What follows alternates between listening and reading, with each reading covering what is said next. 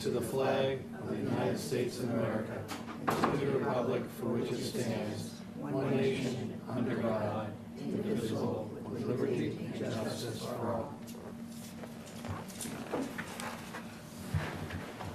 First, these minutes, you didn't do the minutes, right? Or I have them mostly done, but we didn't get them. we didn't get them. I didn't, because I looked late and I didn't see them, so we'll table that. First order of business is 707 Turnpike Street, RDA. So at the last meeting, we had talked about sheathing, but it was also mentioned about doing some groundwater testing, and that's what the applicant has done, and he'll present that to you tonight. Oh, I'm sorry, I forgot. I'll do that next. The plan was also revised to include a larger dewatering area to allay some of the commission's concerns about adequacy of that.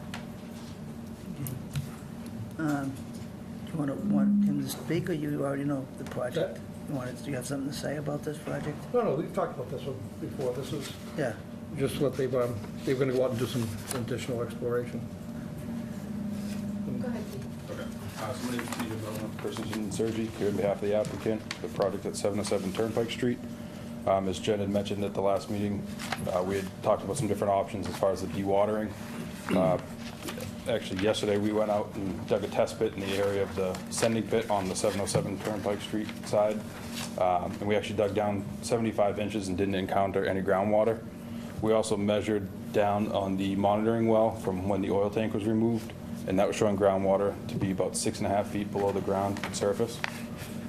So we wanted to come back and discuss what you think would be required as far as dewatering to move forward. The applicant does plan to do this as soon as possible, preferably within the next 2 months. It's kind of contingent on the sale of the property, so they're looking to get it done as fast as they can as well. So it should be done during summer months. So with the groundwater you just encountered at this point and the season getting drier as the summer goes on, Yep. chances are the water table will be even that much lower. Yes. And your force main sending pit was 6 feet thereabouts, wasn't it? 5 feet of cover you wanted to get in the end? Yeah. So we dug down to about 6'3". We just figured at that point it wasn't worth. We weren't going to be going that low, so we just stopped there. And actually, in the sending pit side, on the 707 side, the drilling rig can actually be a little bit higher, and they can actually drill down. So that could have been up about 4.5 feet. And on the sewer easement side, we'll be down about 5.5 feet, is where we're looking to connect into the manhole. And as Jed mentioned, we did increase the size of the dewatering areas by 50% if that seems to be adequate to the commission. But one thing we did talk about with the contractor is on the easement side, there are multiple force mains and water mains over there, and he believed it would be pretty difficult to try to drive anything in there, and he wouldn't feel comfortable trying to do it with other utilities that close in proximity, especially in an area that's, you said it's about the size of a test, but he's thinking about 5 by 8 is all he'll really need on that side of the road to be able to receive the pipe and core into the side of the manhole. Okay, I'm satisfied with the results that they have. So what does that mean? They won't be driving anything. What will they be doing? Just They'll be- digging with a bucket, or? They'll still be driving from 707 across. Oh, yeah, sorry, I meant the sheathing as we had mentioned at the last. Yeah, we were just looking to. Still driving the pipe across. Pipe. Yes. You already did that. Almost that. All set? No other questions? All right. I still don't believe it, but I'll take your word for it. Because when you dig that hole, I'm going to be there. Well, Okay. I did put, my recommendation is that while you're dewatering or while they're in the pit, that they be monitoring, that we get daily photos and reports about the activities. I can send you a picture of the test pit as well if you'd like. Well, I'm just saying, By the time digging, stabilizing the sending pit, and digging, stabilizing the receiving pit, the driving is half a day, 1 day operation max. So we're only talking a couple of days that you'd have to worry, and really only one day they'd actually have to worry about the dewatering. Yeah, they were estimating probably about half a day to get it through, as long as they don't run into anything, but there shouldn't be any ledge or any issues with that. It's majority of it's fill, just from 114, so they should be able to get through in about half a day. The whole project should be wrapped up really in about 2 days from start to finish, so should be relatively quick. So monitoring posts, my point is it's going to go so fast, what are we really asking for? Pre-construction, post-construction? Right, well, and while they're out there working, if they are dewatering, that we get some documentation or notification that you're working and will come Okay. out. There is something else that we noticed when we were out there, along 114, it's kind of it looked like a swaled channel, but it doesn't really go anywhere. We could direct the dewatering pit that way. On which side of the road? It's on the easement side of the road, kind of follows the easement, parallel with 114, so it's further Yeah, from but the where? wetlands. Because not on the wetlands, there's wetlands on both sides, so you're talking on the dry side? Yeah, so it'd be along this area here. Yeah, I was like, when you almost went to the other way, I was like, Yeah, no, no, that's the That would be wetland. very, that would be very bad. There is like a channel that actually looks like 114 flows there and just kind of sits there. It doesn't appear to flow anywhere from that Maybe we point. can look at that into pre-construction. Yeah, and we can direct, the dewatering that way if it would make everyone feel more Is that, comfortable as well. is that within the right-of-way of the road, though? No, it's after. It'd be close to it, but we could keep the dewatering Oh, you mean this? portion on within the easement. Okay. Well, I have concern just by you talking, saying, when we dewater, so you just said you went 6.5 feet and found nothing. Yeah. Well, Now all of a sudden, if we have to dewater, that just trying to ease the concerns. That you're prepared for it, should you find it? Yeah, I mean, I think if we were to find any, I think it'd be very minimal, especially with the opposite side of the road we went down, said about 6.5 feet and didn't see anything. also you haven't gone, you went 6.5 feet on the other side where the dewatering pit is? We went 6.5 feet on the 707 Turnpike Street where the sending pit is. But you didn't do it on the other side? Did not. That was the most important side. I mean, it's relatively the same distance from the wetlands, and it's about 2 feet lower in elevation, especially with it being someone else's property, trying to get a machine out there, plus trying to dance around all the utilities. To do a test pit just to confirm the groundwater was kind of difficult to, by the time you set up and dig that, you almost might as well try to put it in. It's just a lot of work to check the groundwater on that side.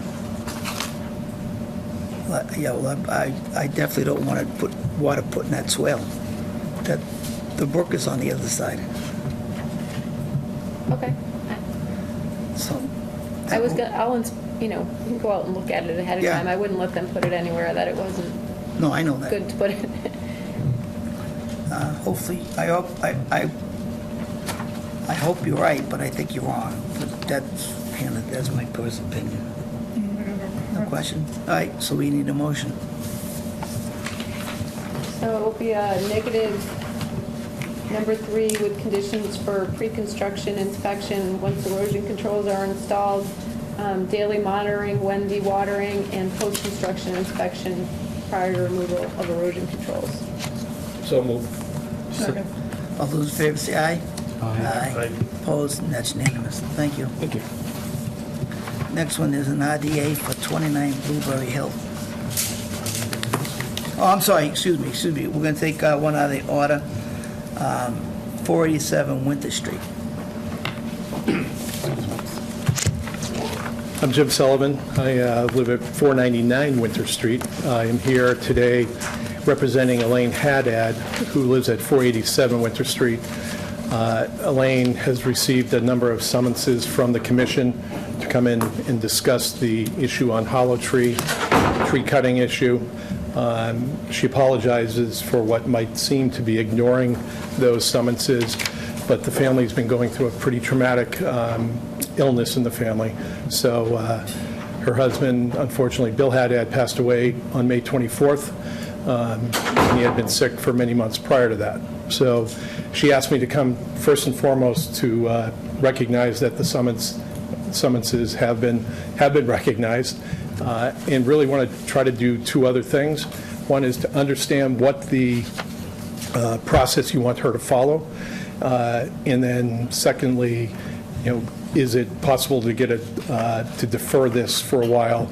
She's going through a lot of things emotionally, personally, and unfortunately, fortunately, Bill was a sole proprietor of his own business, and she's working that angle of it as well. She was not part of the business. So the net of it is she has quite a bit going on and would like a deferral. And I think, I talked to a few before the meeting, if we could defer this, maybe till next year in terms of what her requirements are. But let's get the requirements. I can work with somebody on the board to get them and The communicate enforcement them. order reads for itself. What's that? I'm The sorry? enforcement order that she was issued reads Okay. itself. Jen recommended continuing till April. Yep. The first meeting, that'll give us a chance to see, A, what's regrown out there, because there has been some revegetation. It'll also be the time of year when you can do a delineation, there won't be snow cover or whatever, those sorts of things. And if a survey's needed, to be able to get out there to do that as well. That would be ample amount of time. And like we said, there'll be no action taken by this commission at all Okay. pending April. So if she hears or you get anything it's not from us, unless you continue operations out there, which I know you won't.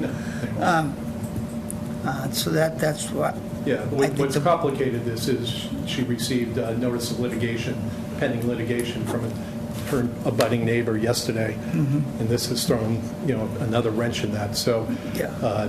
on behalf of Elaine, despite the way the other neighbor reacts, we want to thank the board for your decency and compassion in this matter. And Yeah.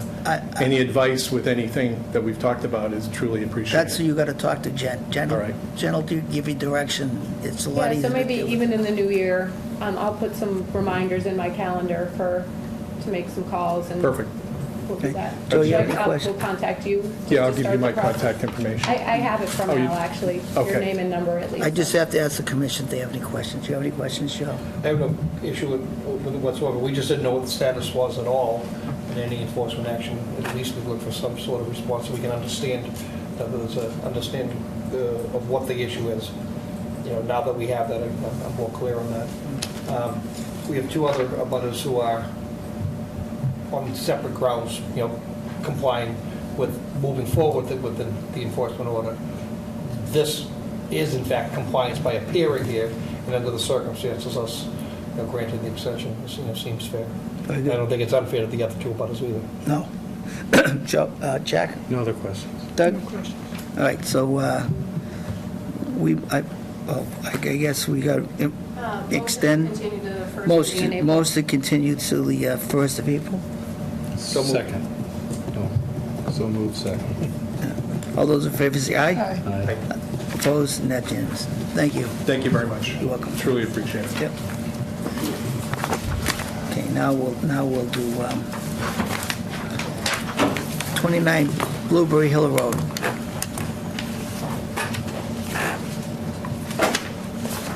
So this is a relatively simple one, too. The homeowner wishes to, what's it, aerials of this? Do you have aerials? I think you do, actually. The homeowner wishes to replace his existing deck, but when he does that, he's going to screen and roof a portion of that. Savannah and I went to the site and reviewed the wetland. It's, again, measuring through the woods with a tape measure, somewhere in the neighborhood of 90-something feet away and on a adjacent property. So knowing that and having the plot plan survey, we felt that there was adequate information to deem this a negative determination. It is larger than 300 square feet, so that was how I, speaking to Lou, determined between a small project and a RDA. So with that, if you have anything to add, or? Great, yeah, thank you. David Givner from 29 Blueberry Hill Lane. So yeah, as Jen mentioned, we're rebuilding our decks. The portion that is closest to the wetlands is actually going to be the same footprint that we have right now. And it's not going to be screened, it's not going to be roofed on that, so the other side will be. Our overall square footage is going up by about 30 feet. But like I said, we're going to have the same footprint on the part that's closest to the wetlands, which I think they estimated at around 95 feet away. the original plan that we submitted, it had it extending out a couple of feet, but because of setbacks, and we're going to have to bring that a little bit for purposes of getting our permit. So the latest plan, we have the same footprint. Joe? Jack? What's under the deck right now? You're replacing with a slightly larger deck? Yeah, we're Is that- replacing wood deck with tracks. It's built Yeah. into a hill, so right now underneath is a walkout to our basement on one part of it, and the other part is just slightly above ground. Are you replacing the framing too, The framing on of the deck? Yes. Yes, Whole thing, okay. total rebuild. In the, on the walkout portion, is there a patio there or anything? There is the brick patio. It's there now? Yep. Okay, no more I questions. think we'll keep it as long as we can. Is the brick patio going to stay? It should, yeah. Is it going to stay? Yeah, it should stay. Doug? I noticed you having a butter here. Did you want to speak? No? No, I don't have a problem. Okay, well, I saw you there, so. All right, so we need a motion. I move that we issue a -3 determination for 29 Blueberry Hill Lane. Second? All those in favor, say aye. Aye. And that would be only with a post-construction inspection, Pre and post, yeah. We don't need to post, yeah, we don't need pre. no pre. No They won't, pre. they don't need me to You've come. already been before. in. Yep. Okay, Correct. well said, thank you. Next one is 24 Carlton Lane. So this one, the owners built a retaining wall, and portion of the retaining wall is within the 100-foot buffer to a wetland. They were slightly misled by a former conservation employee. So, you know, we did give them a little leeway. We didn't charge the whole after-the-fact filing fee because of that. It's 87 feet from the wetlands, this portion of retaining wall. They also have a pool permit out, but the pool is not within the 100-foot buffer at all, and neither is the pump. Jack, Joe, any questions? Okay. You remember this one? This one was the house, in the front of the house was town property? Yes. And they cut some trees? I do remember this. So we had given them a permit to cut like 10 trees in the backyard, I think, at one point, and Conservation. yeah, with Heidi back in the day. Yes. Yep. So I guess the problem, I guess we didn't realize at the time, was that they were clear cutting the lot. So, and most of that was outside of your jurisdiction. Just want to share this. But I do think, given the sort of exposed nature of things now, probably some posts and markers would be a good thing down by the wetland. It's pretty open back to the wetland area. That's just sort of, instead of on the trees, you would just do some posts that would mark that So area. just additional from, and would You could take them off the trees and put them on these posts, but it just, I think it needs to be a little more permanently marked. But since the trees. As long tend as to- you come out and do it. Yeah, and we can help you with that. We're not even gonna go where what I suggested. I suggested you put up a wall, I know you did. but under the circumstances, Jen, reel me in. That's the lot before and out, that's before and that's out. I know this law. They did try to do things Yeah, that's what the I'm right calling way. It for. wasn't as if they were trying They needed a to, bunch of trees to. This was the town, this Get is- around was the town property process. right here.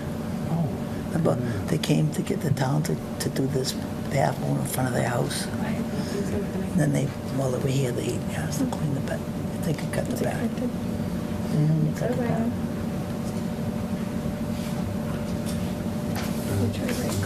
Yeah, Control. but they're all, it's all this is out of the buffer. Yeah, I It's know. just right in here, it's, Right.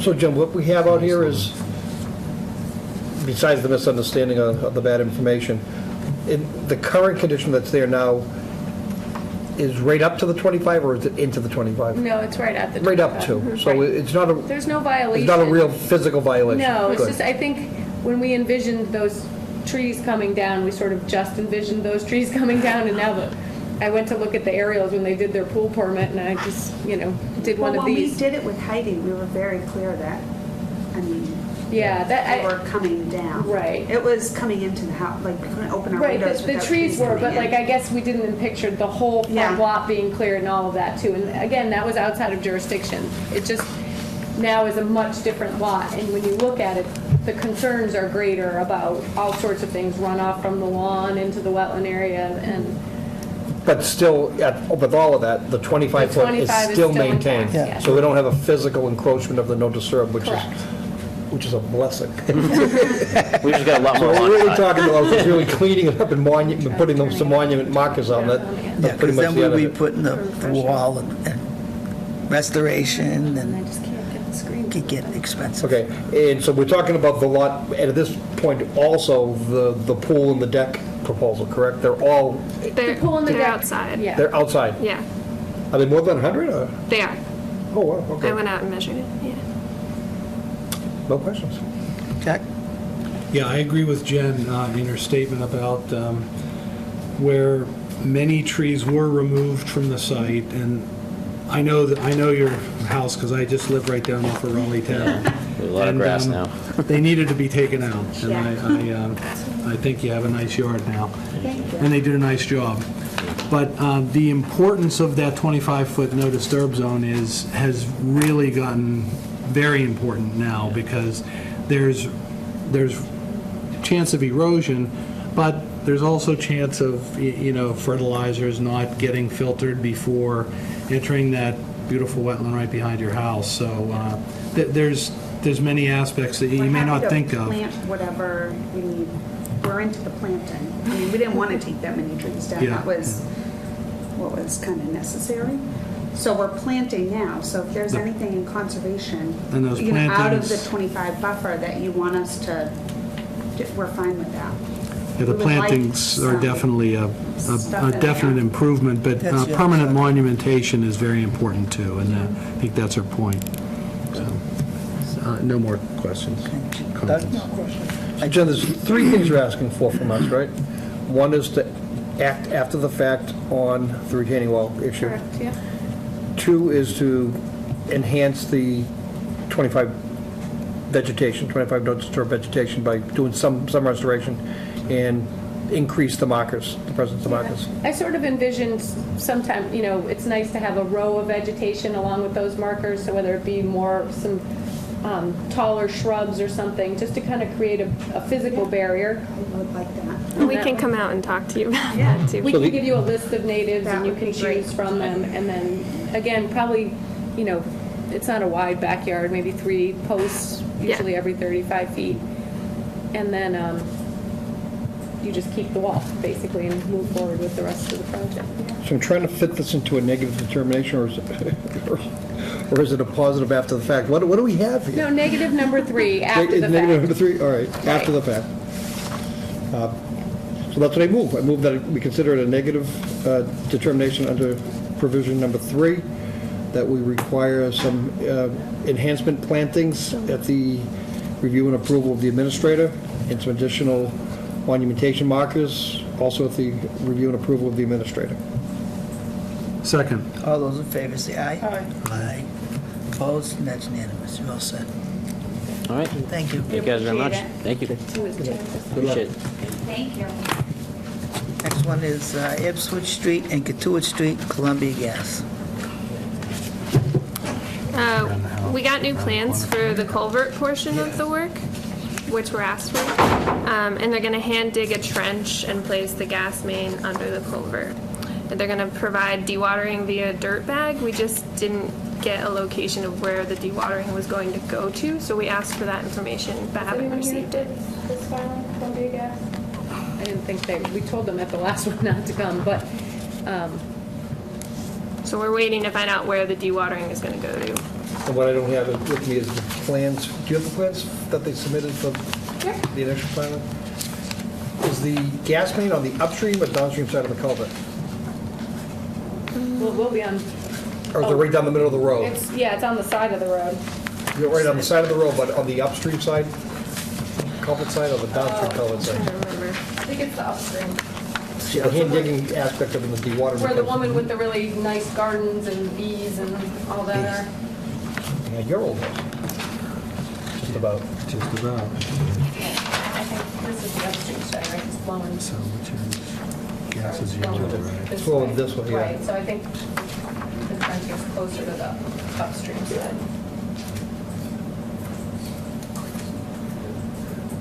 So the hand digging aspect of it is more problematic, because once they get down deep and get under the culvert, that water in the brook, if it was on the downstream side, you could say that the roadway itself acts as a dam, the water penetration beneath the culvert and through the gravel is probably unlikely.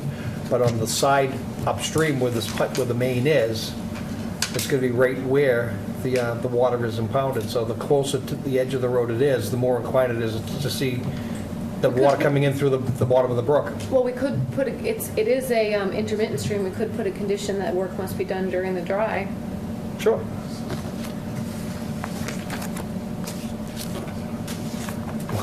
July through September, except in storms like tomorrow. It's Right. almost always dry. Yeah, so it down should, there. I would guess it's gonna be dry. A good amount of the time. The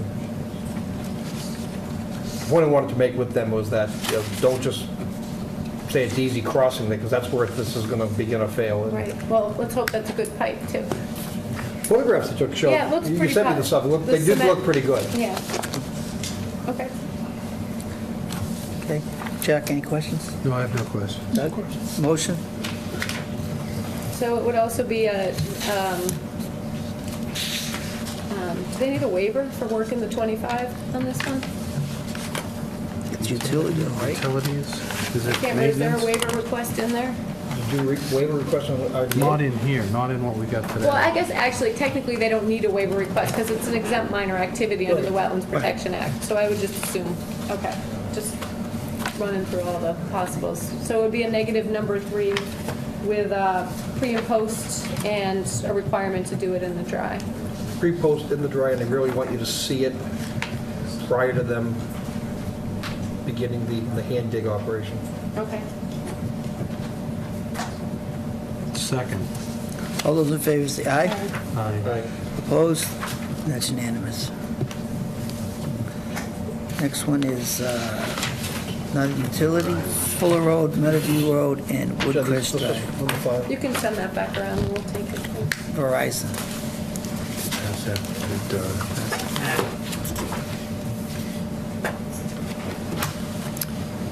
This is the modified. So this is for the installation of underground telecommunication utilities. There are several sites located on the maps. A lot of them are surrounded by wetlands, so I went out yesterday to confirm. The wetlands on these maps were pulled from Oliver's GIS maps, so I just wanted to confirm that we didn't have anything that wasn't mapped. And I did find several wetlands that weren't mapped, and they are within the 25-foot buffer zone of the limit of work. But he did provide us with these updated maps, which you have, and we just got those today. What would you like to start with and I'll look up. Hi, Joe Callahan from ES&M. I'm representing the applicant Verizon Telecommunications for the installation of underground utilities in actually 4 areas of North Andover. They're all going to be essentially FiOS is what they're installing in 4 areas. And as Jennifer just said, there's quite a few buffer zones and also what was identified just recently, 2 or 3. I think Fuller Road, Fuller Meadow Road, and Village Way were identified within possibly the 25-foot no disturbance zones. We're hoping that this can be considered as a minor activity, as it's the installation of underground utilities in public roadways, paved public roadways, and 1 driveway. I guess we start with Cranberry. So Cranberry, we were aware of the wetland because if you recall, Mass Electric has one of their boxes right there on the corner of Cranberry, for which they did restoration back in the day, if anyone remembers the Common Project. But so that's, we were aware of that. Turns out there's a drainage swale on the other side of the street as well. Again, I mean, these are well-developed, well-defined, so with erosion controls and good trench method. And that one is pretty close to being outside the 25-foot zone, if I recall from my reconnaissance, but, The wetland? Yeah. The wetland side, yes. This Yeah. will obviously. where the work area is going to be. It's Okay. on the upgrading side. But there is a drainage swale that Yeah. Savannah identified Questions, on the Joe? upgrading side. Take my ignorance for a second. Is there underground utilities there already, and you're now going to upgrade them? Or Yeah, they're well, above ground the- and you're now going underground? Well, there's water and sewer and... No, I meant your facility. Are you above ground there now Do and you you're have going? FiOS above ground? I Granbury Lane don't does, doesn't think it? so currently. I think it might be underground. I think these are new services. Yeah. So these are just services to individual properties? No, I think this You know, is they're just. identified on the plans. Right, but you I aren't think they're- servicing individual properties yet. This is No. just going to be No. putting the service in the street. Correct. Uh, It is new service, yeah. Okay, well, I'm probably not speaking English, so let me try to say it differently. The wired utilities, telephone, cable, TV, and communication telephone are all underground to begin with out there. You're just putting a new FiOS conduit in. Correct. Parallel to that. Yeah.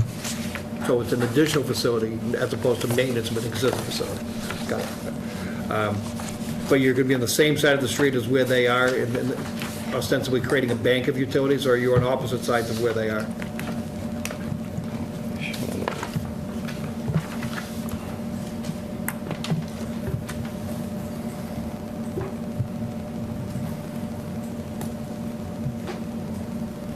Essentially, they're on the same side.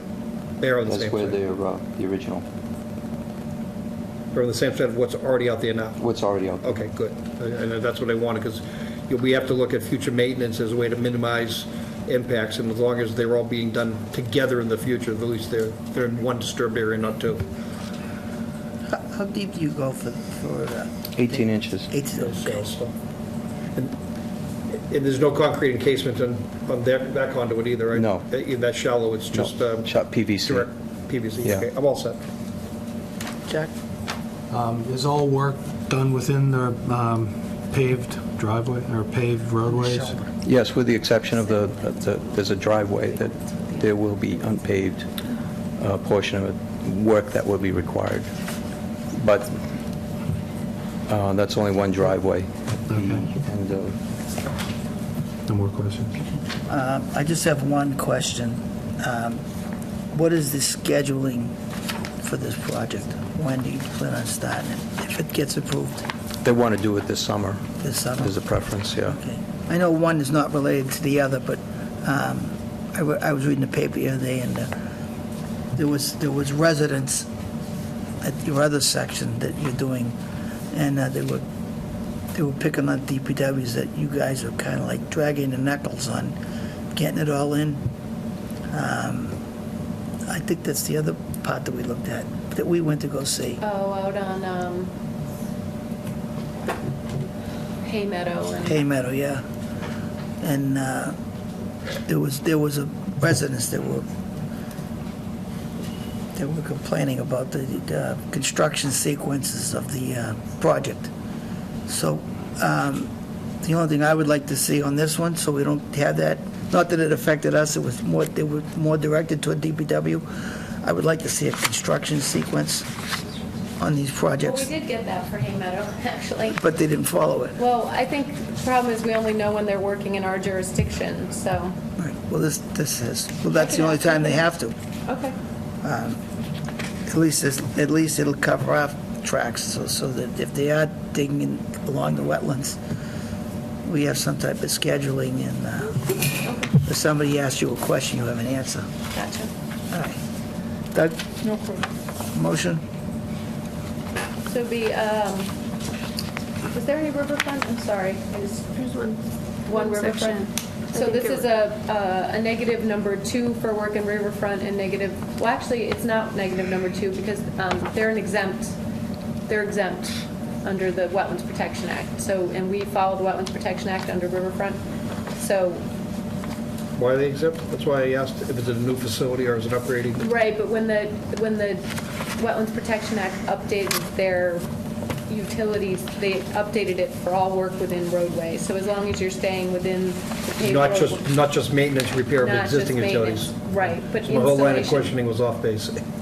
Well, no, I think it's still off base because it is jurisdictional under the local bylaw, and so for BVW, it's just we follow the state regs when it comes to riverfront. So it's exempt under wetlands protection and riverfront, and negative number 3 for BVW, work with the BVW. So moved. Second. All those in favor say aye. Aye. Opposed? And that's unanimous. And just to be clear, it'll be a pre- and post-construction inspection, and the requirement for a pre-construction schedule. Right. And Where the then wetlands I don't know are. what you use for erosion control, but generally they want to see the compost or bark mulch. I think we already. Yeah, we're going to use the compost filter socks. Thank you. Thank you. Next one is, well, we have a continuance. 242-1737, annual road maintenance for DPW, waiting for input from National Heritage. So continue the next meeting, you think, Jen? Yes, All right, so we're gonna, July 11th. July 11th, sorry. Second. all those in favor say aye. Aye. Opposed, and that's unanimous.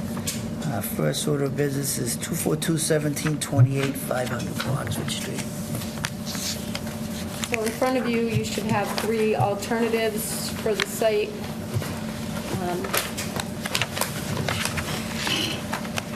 Since you saw them last time, we talked after confirming that one of the ephemeral pools was actually functioning for salamander egg masses.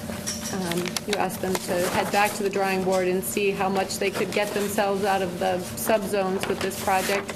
I would note you also have a letter from an abutter in your packets who couldn't be here tonight.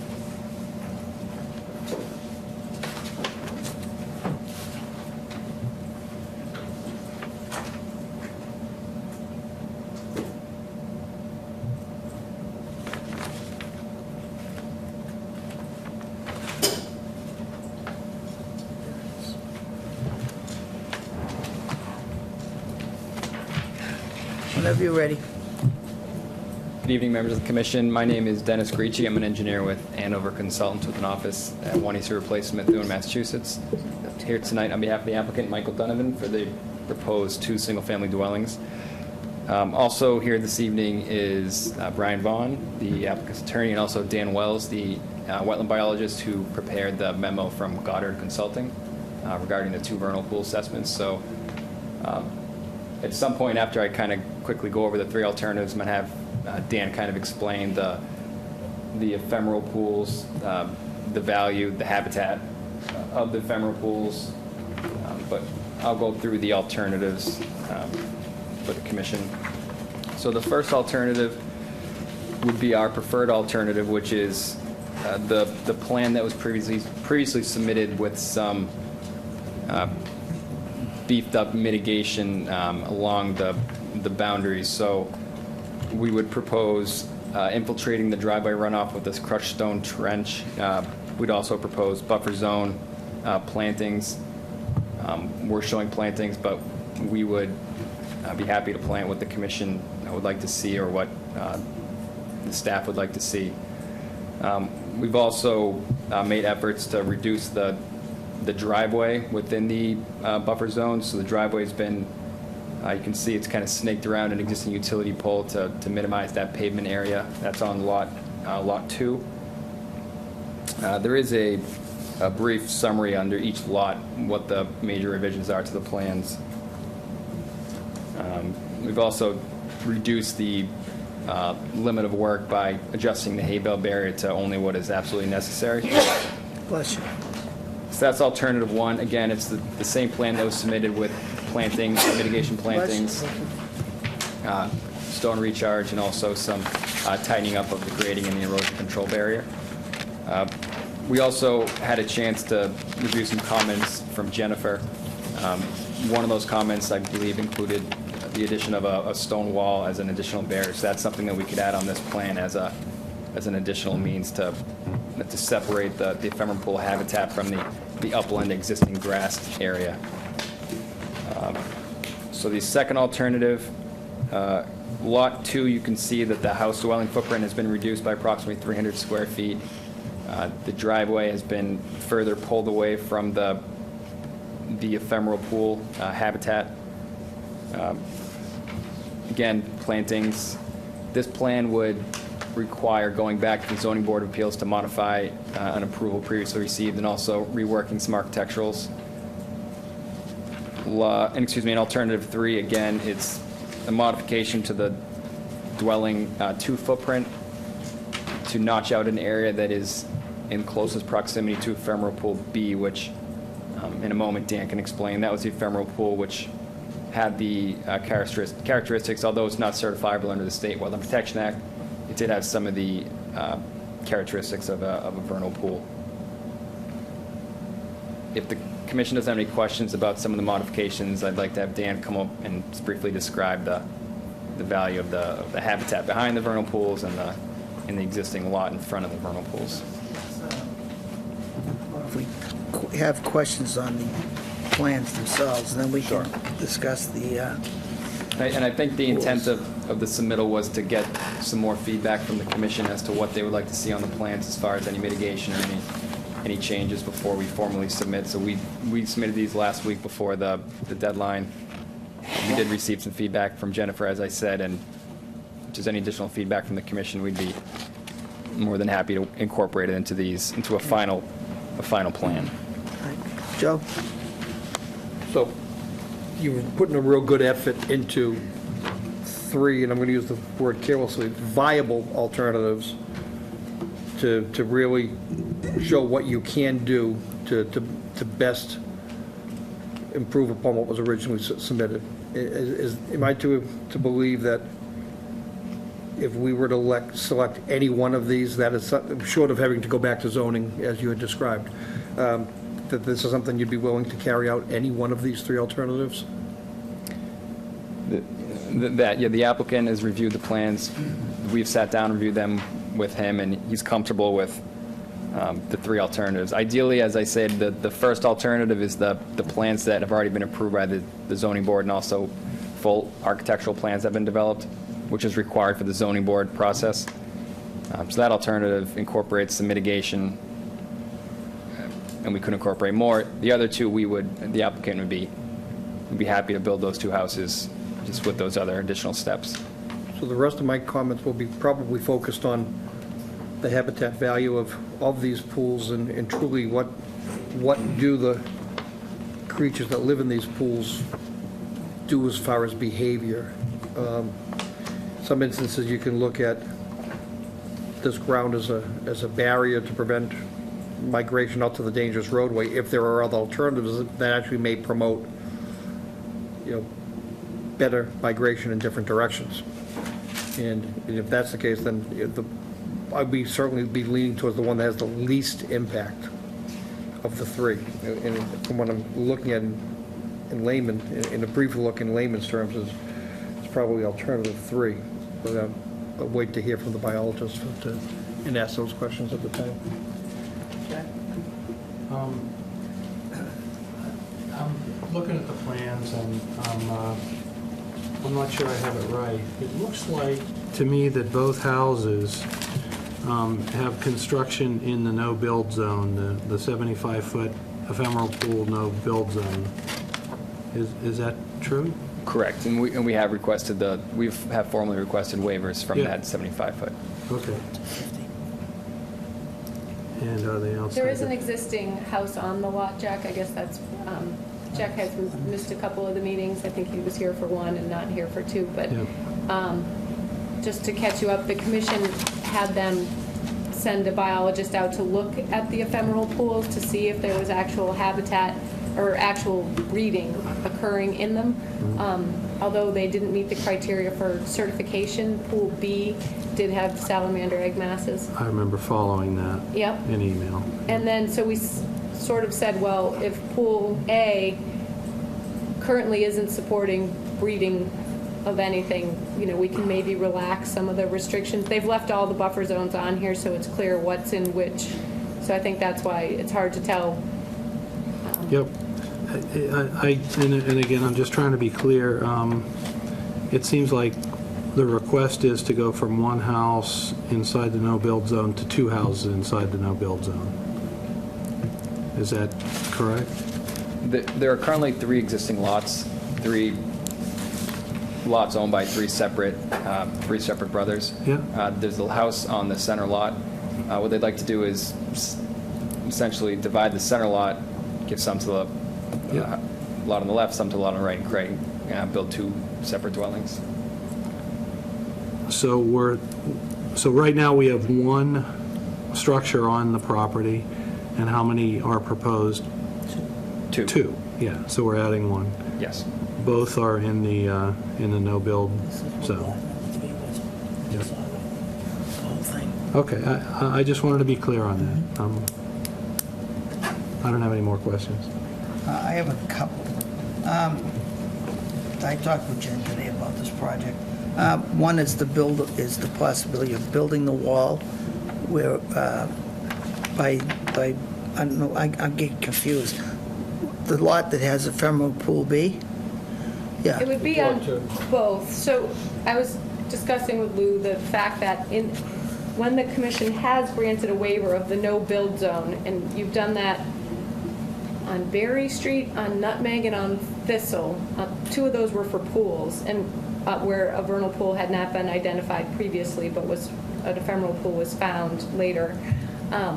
And the 2 lots on Berry Street where there were existing houses that there was no way to reconstruct on the lot without putting the house into the 75-foot no-build zone. On both of those lots, you required the wall to be at the 50-foot no-disturb zone within 100 feet of that pool. So I had talked to Dennis briefly about maybe rotating the deck so that on Lot 2 and a portion of, it wouldn't be such an issue on Lot 1, that the wall could be at that no-disturb zone. And then once you got more than 100 feet away from the pool, it could be at the 25 or at whatever point they determined the limit of work to be. So does that sort of clarify the question about the... And also, there was discussion within the abutter about putting a driveway. We never got to see which house that they had in question. Was it this one? To put the driveway in on the other side of the house? Was that part of this? I noticed that nothing's changed, so I'm only asking the question. My recollection is he had to move his driveway to the other side when he went through the permitting process. He had to get it out of the 50-foot no-build zone because the requirement in the regulations, and they haven't met it on this lot, is even in if you go back to the 2550, like they have on Lot 1 on the left-hand side, they're still in the 50-foot no-build zone with the driveway. And the requirement under the bylaw is that if you can get the driveway out of the 50, you must. And you did uphold that on 271 Stevens Street and made them move the driveway to the other side. So, I mean, there is some, on Lot 1, that there's that driveway issue. And like the deck on building number 2, is there any way of putting that deck and the stairs on the side? Because the way this plan shows, if you do put the wall in the back, the wall will be right up against the deck and the stairs. Jennifer and I did discuss that on the phone earlier this week. Yeah, we have an opportunity to move this deck and have the stairs On that side. heading off in a different direction. So if the wall were to be built, it wouldn't be right up against the deck. Now, these are garages under? Correct. Okay. Like I said, and then Lot 1, where would they put the wall there, Jen? I don't understand. Well, they would have again, following sort of the guidelines of what's happened in the past, within 100 feet of ephemeral pool B, they would try to keep the wall at the 50-foot no-disturb zone. As they got away from ephemeral pool B, the limit of work could be the wall. No, we're going to require it after. That right along here. because they don't encroach any more than the 25 on the rest of the, Yeah, right up against, no, right up against the deck. Yeah, this line right here. Yeah. The other question is there on lot 1 or building 1, where ephemeral pool A is that 1 or 2? Is that lot 1? That's lot or- one. That's lot 1, This is okay. lot 1, this is lot 2. So All right. lot 2. There's no way ephemeral of pool putting B. the driveway on the other side? We can't put the driveway on the other side and have a garage under, so grades on the site. This side of the site's at 130, and as we go down in this direction, we're at elevation 123. So there's 7 feet of grade change across the site, which works perfectly for the garage under, which is the reason why the driveway is on that side of the house. But there is an alternative to put the driveway on the other side. I know it's requiring more work. We required on Stevens Street the same thing. Made them put the driveway and the wall between the two houses so the driveway was on the other side. Correct, Jen, didn't we? yeah, it involved more grading for them too. Oh, The houses good. were built up much higher, but that was your I think decision. the commission is going, and is that the driveway that the butter is concerned about? He didn't, I don't think. He his said le- that Did he say, he said in that, his email. right. I wasn't so much concerned with butter than the driveway. other than No, no, but I'm he- just saying- He wants this applicant to be held to the same standard he was held to. That's what I was hearing. Right, right, and clearly, if they were asking a waiver, for the alternatives analysis, they can put the driveway on the other side like they did on Stevens Street. I mean, it will require more excavation, but so did Stevens Street. I think that, and I'm not familiar with the Stevens Street project, but I know every house is, and every lot's unique. In this case, if the driveway were to flip to the other side, I don't think that we would be able to meet the zoning height restrictions. We wouldn't be able to get the house up high enough to still be able to get a garage under. It is a relatively small footprint for, new house standards. So if we did do a garage not under, it would take up 90% of our. Well, you reduced the other driveway, but you haven't reduced this driveway even slightly, or tried in any way to reconfigure it, or, again, it wasn't the preference of the other project either to have garages in from the front, but that's always potentially an option, because the grades don't change as rapidly at that point. I don't know, it didn't seem like any other alternatives were presented for that driveway in the no-build zone. Right, the thought process was that the ephemeral pool, didn't meet although it did meet the town definition for an ephemeral pool, it didn't meet any of the Right, but you're not biological meeting the value plain of old 2550. Right, and I know the bylaw, it says that if there's no other alternatives, then the driveway within the 50-foot no-build could be allowed by the commission. And also, we've been talking about, you're talking about garage, there is a possibility on putting the driveway on the other side and not having garages. I mean, not everybody in town has a garage. I mean, ideally, I would want one too. If that was the deal, then we could put the wall on the outside, protect protect that vernal pool, even though the scientists say there's no critters there.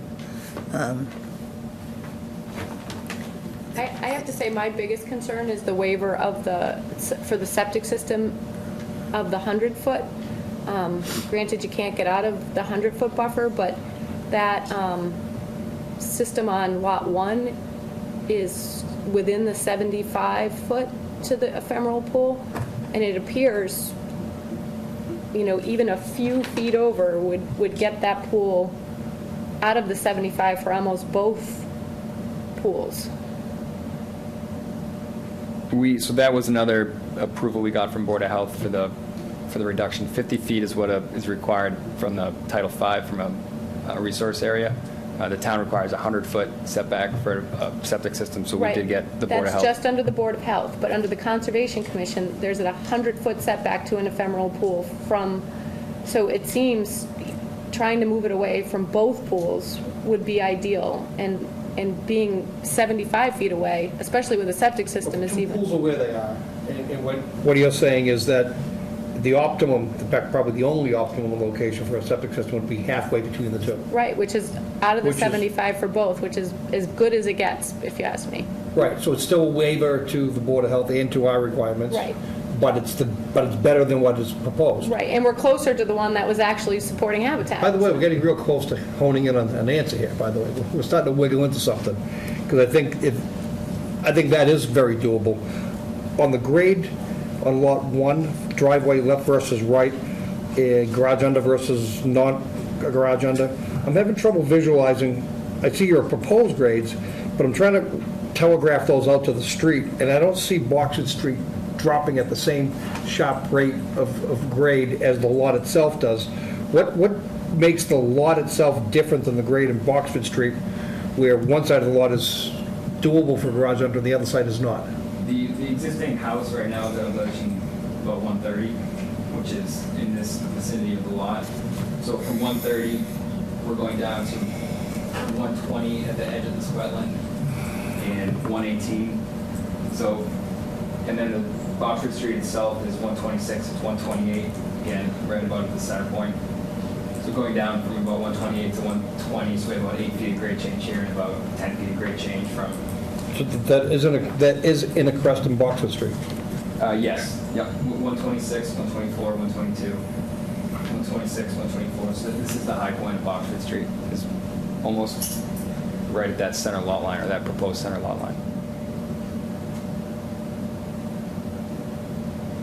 So by saying on Lot 1, putting the garage under to the right-hand side becomes more problematic. What you'd have is you'd have a driveway pitching down from Boxwood Street and into a garage under, but in the same token, it's going to trap water in the driveway, or you're going to have to grade further back into the backyard and more land disturbance from earthwork perspective, which would also drive your septic system even lower into the ground. And that's what's making it more complicated. Yeah, there's a ripple effect of complications, and you just touched on a handful of them, which would be, I guess anything can be engineered, but it adds some complexities that don't seem totally necessary if the commission would grant the waivers. It's going to be a different group of people sitting here next week, so I just hesitate to provide that guidance without full input, but What, I'm sorry, I missed I that. said there's going to be a different group of people sitting here next week, and The rest of the commission. I would, hesitate to provide that guidance without some thought to the way those commissioners tend to vote on waivers. I'm not even going in that direction. What I'm trying to look at is understand just how robust the alternative analysis has gone. Right. And I think what we have is, at threshold, is we have the underlying question, is it one lot versus two? Are we satisfied with that initial concern? And if we are satisfied that it supports two, then with all of that, we still have waivers to grant, which makes you challenge the first question. And if it is two, then you got to look at the alternatives from one lot to the other. I see on Lot 1, I see the septic system moving as an alternative. It's reasonable. I do understand the complexities and maybe even the non-viability of putting the driveway to the right on Lot 1. I think there are things that can be done more on Lot 2, least of which is rotating the deck, or sliding it a little bit to get it further out. But together, Lot 1 and 2, I see some sort of perimeter wall being a minimum requirement, given the waivers we're about to talk about. Supporting all of that is what the biologist has to say about, what are in these pools, how do those critters utilize the land in the area, and by developing this lot, do we actually confine the critters into the area where it's safer and where they actually might thrive? Or by leaving it open, or giving them freer access to migrate, are we actually encourage them to come out into the street? Those are the types of things I want to hear. Because those are complicated, because I think it all starts with, I think Jack's original concern, is this one lot or two? What we had is one lot, that, like we've said from the very first meeting, shouldn't say one lot, one building, 3 separate lots. Trying to force these two proposals, two individual house proposals onto what limited land is out there. And that's the most basic part of the question. As I stated earlier, Dan Wells is here, the wetland biologist, so we can probably answer a lot of those questions that the commission may have. And that's, I'm eager to hear from Dan too, because I do think he has some, we talked in the field, but has some very good points to make. But what I worry most about is the commission's sort of consistency on waivers and the ability to uphold the ephemeral pool bylaw in the future. It's not good. I hate to misdirect you, but you're asking for several waivers on this project. I think with some of the other commissioners that might be here the next meeting, it could be an issue. I'm pretty sure of it. And I'm not trying to move it through tonight. I No, fully it respect ain't gonna and get understand moved that. tonight. And like I And, said, you know, I know you're saying that you have an issue with the driveway, so not, I mean, but unfortunately, that could be an issue. That's a waiver that's one waiver that we could get rid of. I think The moving of the septic system is another waiver, that we're gonna kind of get rid of. Trying to eliminate as many waivers as possible. I'm agreeing with that. And what I'm saying is that driveway on lot one, left or right, could make or break the viability of the request. Right. Regardless of the complexity, that if you get it out of the 2550, there's no waiver with that regard. Right. On lot one. Regardless of how difficult it is.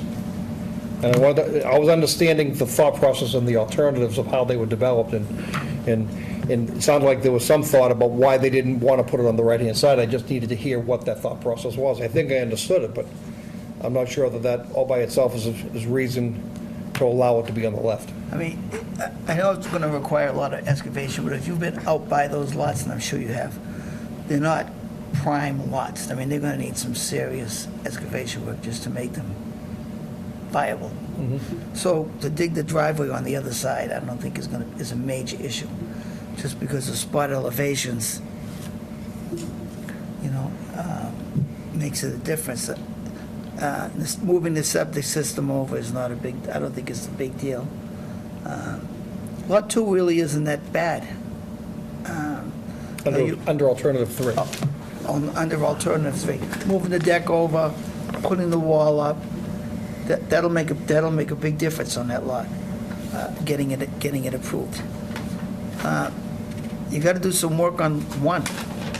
I bet my lunch money on it, it'll get denied. I'm trying to help you as much as I can, and not. He loves his lunch. I'm just throwing it out there because if you want to steadfast and leave the driveway there, you can, but you'll do it at your own peril. Based on my experience of being on this commission for a few years, I know that when somebody applies for 3 and 4 waivers, they get denied. I have a feeling it's perilous either way on that Law 1, Yeah, but No. that's certainly my opinion. and I'm trying to get you the 2 house lots. I understand that it's 3 brothers and there's 3. The third lot wasn't even in the running. And it probably wasn't this wet way back when No, it was the family he house. lived in, I get it. I what, get it. 50 years ago? So, and to be fair, I've always been that way, that somebody that's been in town X number of years and owned the land for X number of years should be able to do something. Yeah, I know. One house wouldn't be viable with 3 people trying to get a piece of the pie, even if they got it for nothing. So, Just a division It's not- of the- it's not a of the wetland proceeds, issue. That's all. what's that? Just a division of the proceeds. It can be divided 3 ways. No, like I said, I'm trying to get it so you get your 2 lots.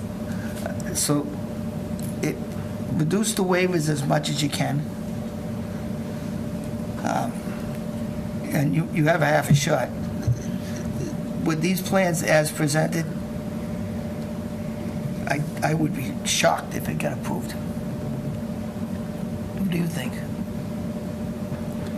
Agreed.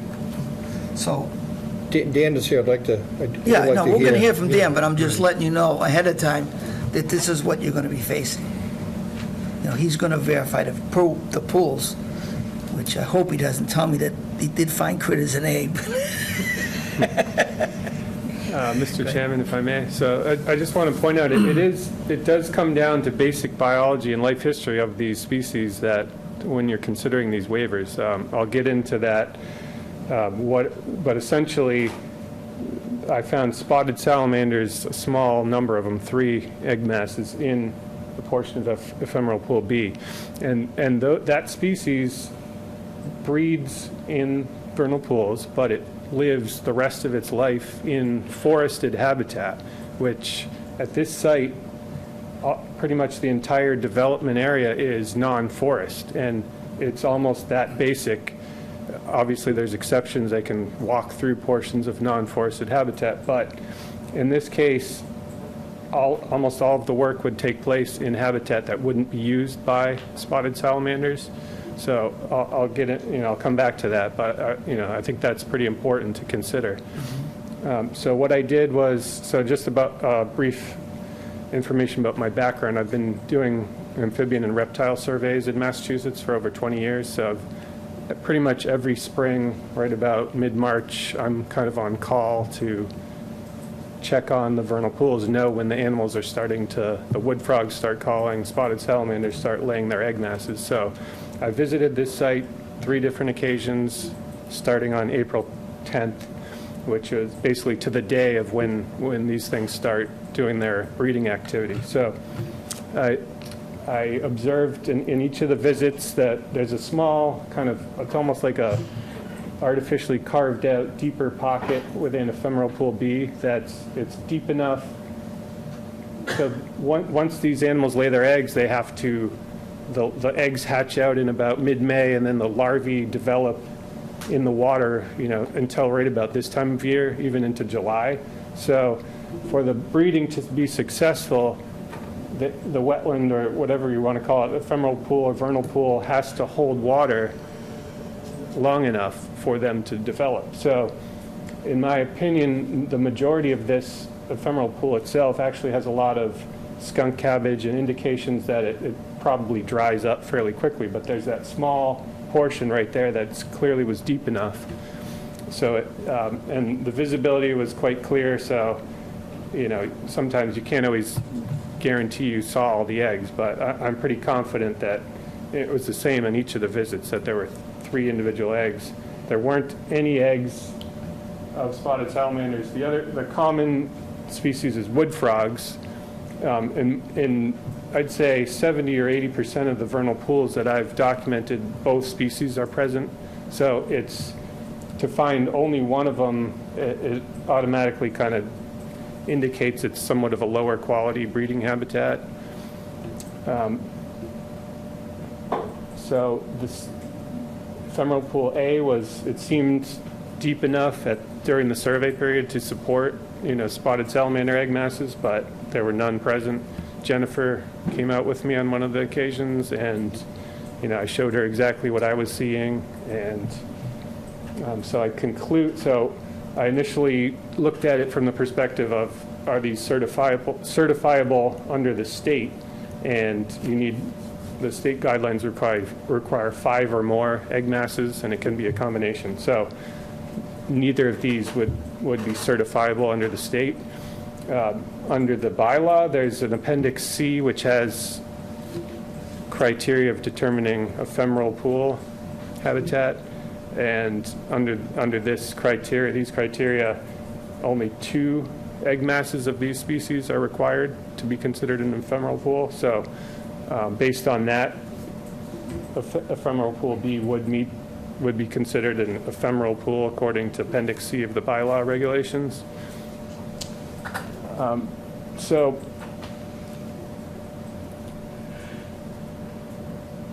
obviously, just because there were 3 egg masses this year it's not 3 every year. There could be 5, there could be 1. So I'm not saying that it couldn't be a certifiable vernal pool, but this year, as I surveyed it, that was the case.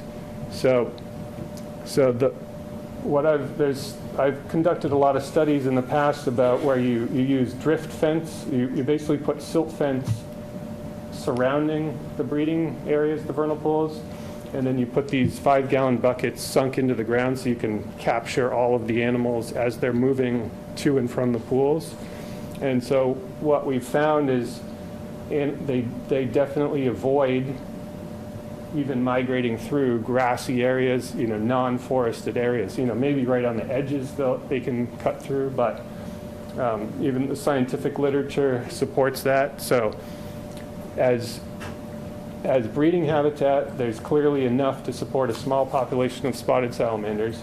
They're likely to live to the north of this system is quite an extensive undeveloped forest. So in my opinion, that's where they're likely to spend most of their time. They're not likely to use any of this unforested portion of the property. It's unlikely because of Boxford Street is a pretty busy roadway. It's, over time, animals that might have migrated across the street would probably have many of them would have gotten run over and kind of diminished those individuals, the gene pool from any animals, but it's developed. There's houses right across the street too. So, and then when I look at the bigger landscape around this vicinity, there's one potential vernal pool map somewhere up in here, but there's no certified pools nearby. There's no potential vernal pools nearby. So it tells me there's not a real cluster or an aggregation of breeding habitat, which would indicate there's a large population in the area. So one other factor that I looked at was the natural heritage mapping of the area, and they actually, it's most of the area around this site is mapped as endangered species habitat. It's actually this part of the site is not mapped, and so clearly, when they were looking at what's endangered species habitat, the fact that it was already non-forested. I don't know what species. I know there's Blanding's turtles nearby. It's Blanding's, Blanding's, as it was yep. for Wellington Woods. Yep, okay. So, but it's just another factor I was looking at. I think if someone at Natural Heritage was looking at important wildlife habitat, and they, in the most recent mapping, determined that this non-forested portion of the site was not critical, not important habitat to rare species. So the project as designed, I know there's different alternatives, but essentially by maintaining the 25-foot no disturb zone and having these plantings, I think, and with the stormwater management, I don't think there's any worry about the actual ephemeral pool breeding habitat being altered. I think just aside from that, even the protections under the bylaw, I think just Wetland Protection Act and the 25-foot no disturb setback would be sufficient to maintain that quality breeding habitat in the ephemeral pool. I think in terms of whether, beyond that, and once you're getting out to the 75-foot no-build zone, it's non-forested. There's quite a bit of Japanese knotweed and other invasive species present too in the non-forested areas, so the habitat is unlikely to be used by spotted salamanders presently. So I feel I think the project would not adversely impact the local population of spotted salamanders. Do you have any other questions about? Joe? I understood everything you said.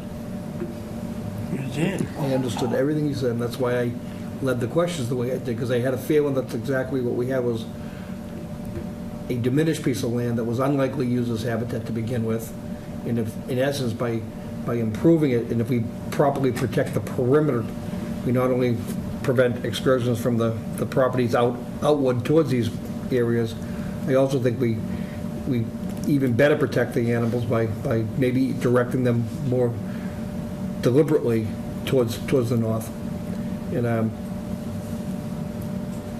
Thank you. I understood it. Jack? Well, were there wood frogs present in both ephemeral pools? Neither had wood frogs, just spotted salamanders was the only obligate species that I had detected.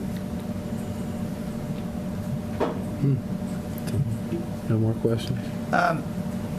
Well, that's why we spoke about the wall behind the house 2, or lot 2.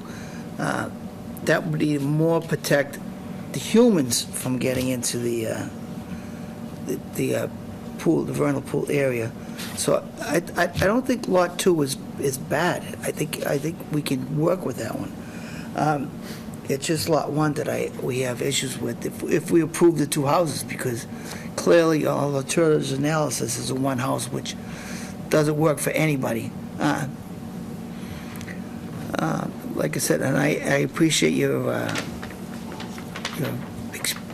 professionalism as far as what the critters are, but I think that if we're going to develop the site as planned, having do our diligence around these houses will keep people from venturing into the pool area and the wetlands area. That's my personal opinion. I could be wrong, but Part of the degraded habitat of ephemeral pool B is the fact that, and someone's been dumping in it for a lot of years, and there's a significant amount of fill there, as well as that's where the Japanese knotweed starts. So human incursion has played an like I said, effect on these the pool. people lived there for over 50 years. So I mean, back then, people did what they want.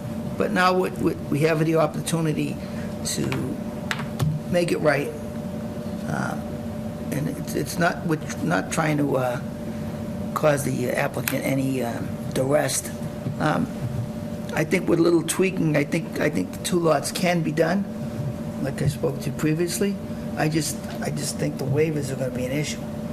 So I'm going to stand fast with that. And I think we got to tweak lot 1. I think you pretty much agree with Jennifer on lot 2. With the wall and moving the I think they said some deck. of those changes were feasible, so Right. that's good. So I mean, so you get, lot 2 is not too bad. I don't think lot 1 is necessarily bad. I Well- just think the alternatives either need to be more fully vetted, such that everybody understands what's feasible and not feasible. I did go look at the topography after they described it, and it's right. I mean, outside of like digging into the side of the hill and maybe putting a retaining wall at the back, it'd be very difficult to have a driveway at that portion of the site. But, can it be scaled back? Can it be reconfigured? I don't really know, because the alternative was the same on all 3. The driveway didn't move. And maybe that's just the best way. Maybe you need we've have granted waivers to driveways in the past where turnaround is necessary. Backing out onto Boxford Street is not viable, trust me. That's worse than Stevens. I've done it on that site a couple times. So I think they can make a case for things. They just need to make sure that case is evident and the same driveway isn't on all 3 alternatives, or there's more engineering back up to the grades and the reasons why. I think tonight we got a really good explanation. We need to make sure that when Al and Sean and Deb get caught up on this meeting, that they understand, or we make sure they understand what they hear. And Sean. Right. Well, again, not everybody, we know some of our commission is not, Like just waivers. doesn't approve waivers, so, but there's 7 people and a majority is needed. No, I know. Well, I mean, like I said, you can take my suggestions and run with it, or you can just ignore it. I appreciate your scientists. He enlightened Mr. Lynch and myself also. And I'm sure he enlightened everybody. It's just that I think that the suggestions that Jennifer made about Lot 2 might make it approvable without too much fanfare. Lot 1, we gotta move the septic system. I really think you should try and move the driveway if you can. And that would take everything out of that on Lot 1, pretty much. Right? At this point, I think you have a good idea of what they're looking for, and maybe you can see which, I don't know if you have anything else to ask, or... I mean, if you go in the driveway and it doesn't work, then you come back to us and give a strong alternative analysis why it can't be done. So this is one of the reasons why we submitted those plans, to get some feedback from the commission and from Jennifer as well. I think that Commissioner Lynch asked the question earlier, is if you picked one of these three alternatives, would we build it? And I think the applicant would build any of these three. I think if we proposed a driveway on the other side with the excessive excavation and retaining walls and some other, that might not be a viable option to build, which is why we didn't submit it to the commission. But if we're hearing the feedback, we will go back and I think we'll get some, get more aggressive with We it. got to get some feedback from Mrs. South.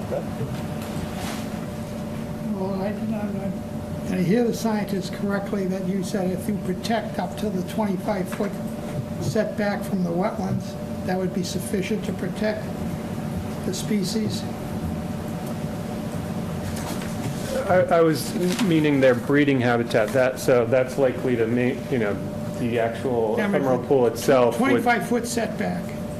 If you said basically it was protected from there, because I think if I heard them correctly, they're talking about putting a wall 50 feet back. You wouldn't need one 50-foot back, but if you had one 25 feet back, it would protect the pool. Yeah, at a minimum, yeah, I mean, they're going well beyond that with the plantings and so that was They got just... plantings on the other side of the 25. Yeah. Right, so I guess I'm just, my argument was that alone is sufficient to maintain the hydrology and the, habitat conditions of the breeding habitat itself. I think this plan will be much better than that with these additional plantings and possibly the wall, which will prevent further encroachment. Well, my thinking is the wall is at the 25-foot line, plantings on the other side of it, rather than put the wall back further. Because you got to leave some yard for the people to use if you're going to have the lot. Otherwise, do away with the lot, just go with one lot for the property. So at least there's some land to be used by whoever owns the property, or who's going to own it. They assume the current owners are going to build it and then sell the property. So whoever buys the houses, if there's two lots, you want to have them some land that they can use. Otherwise, they're going to use it anyway, and they're going to impede on you're trying to box them in. I mean, that's my thinking. I mean, if to put one at the 50-foot, put a wall at the 50-foot line, it's just too close to the house in lot 2. We have 100-foot in our local bylaw, so we're giving them Local 50. bylaws, I don't care about. I was just egging you on. I knew you were going to say that. But that could be an alternative you could probably try and do. Move the wall away from the house a little bit.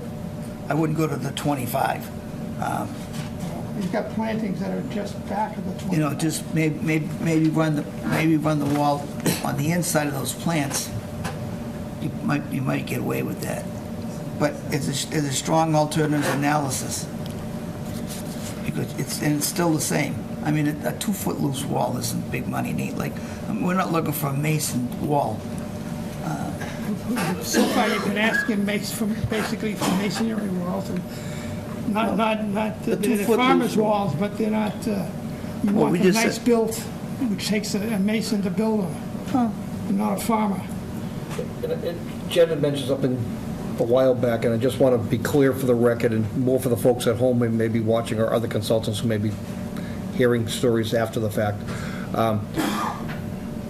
The regulations with regards to vernal and ephemeral pools are very important to us, and we're trying to be consistent, but truth be told, I think the very first time we heard this project, which seems like eons ago, I think I used a term of context sensitivity. What we got to look at is what we have out there for habitat and what we have for proposed uses and how it is those animals use that area. And that's why listening to Dan's presentation was very important to me to understand that yeah, the vernal pool B is in fact an ephemeral pool, and pool A this year was not.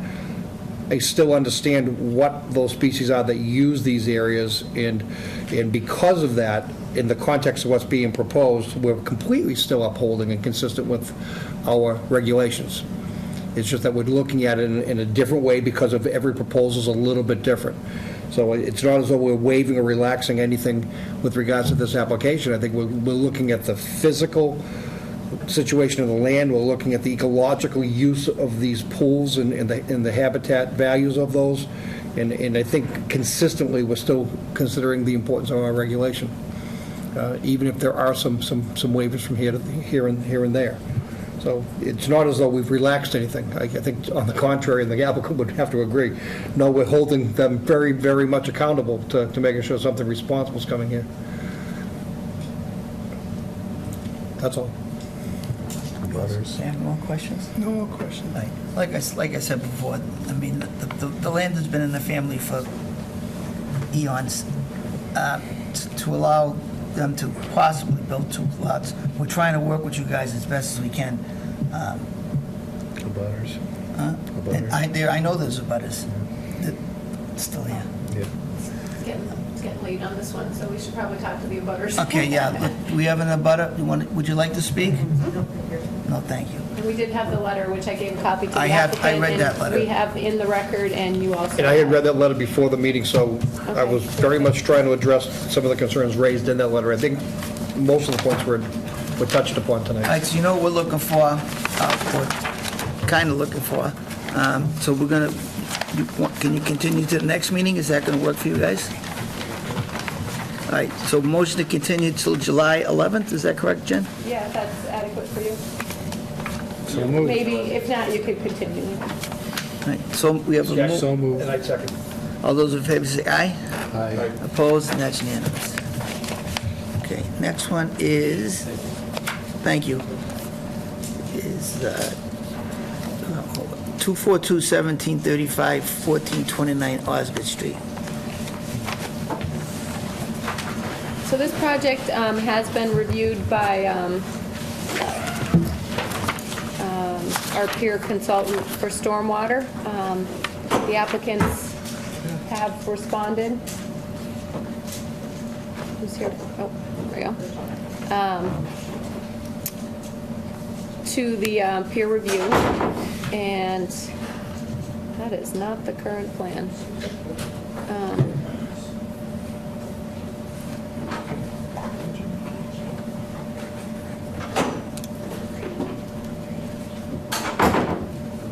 Which plan do you have? That's the existing conditions, right? No, that's the layout. That's the new site plan. Oh, okay. Oh, maybe I was just looking at the wrong, I was looking at the wrong side. This is the new. I know you had emailed about the O&M portion of a drainage report, so that's what this is, and I will email that to you. So after the peer review, we got their response to comments and some revised plan sheets that address those comments. However, some of the older plan sheets were still referenced by the new plan sheets, like especially one of the planting plans for the rain gardens. So I think they have a presentation tonight. I think it's some good changes.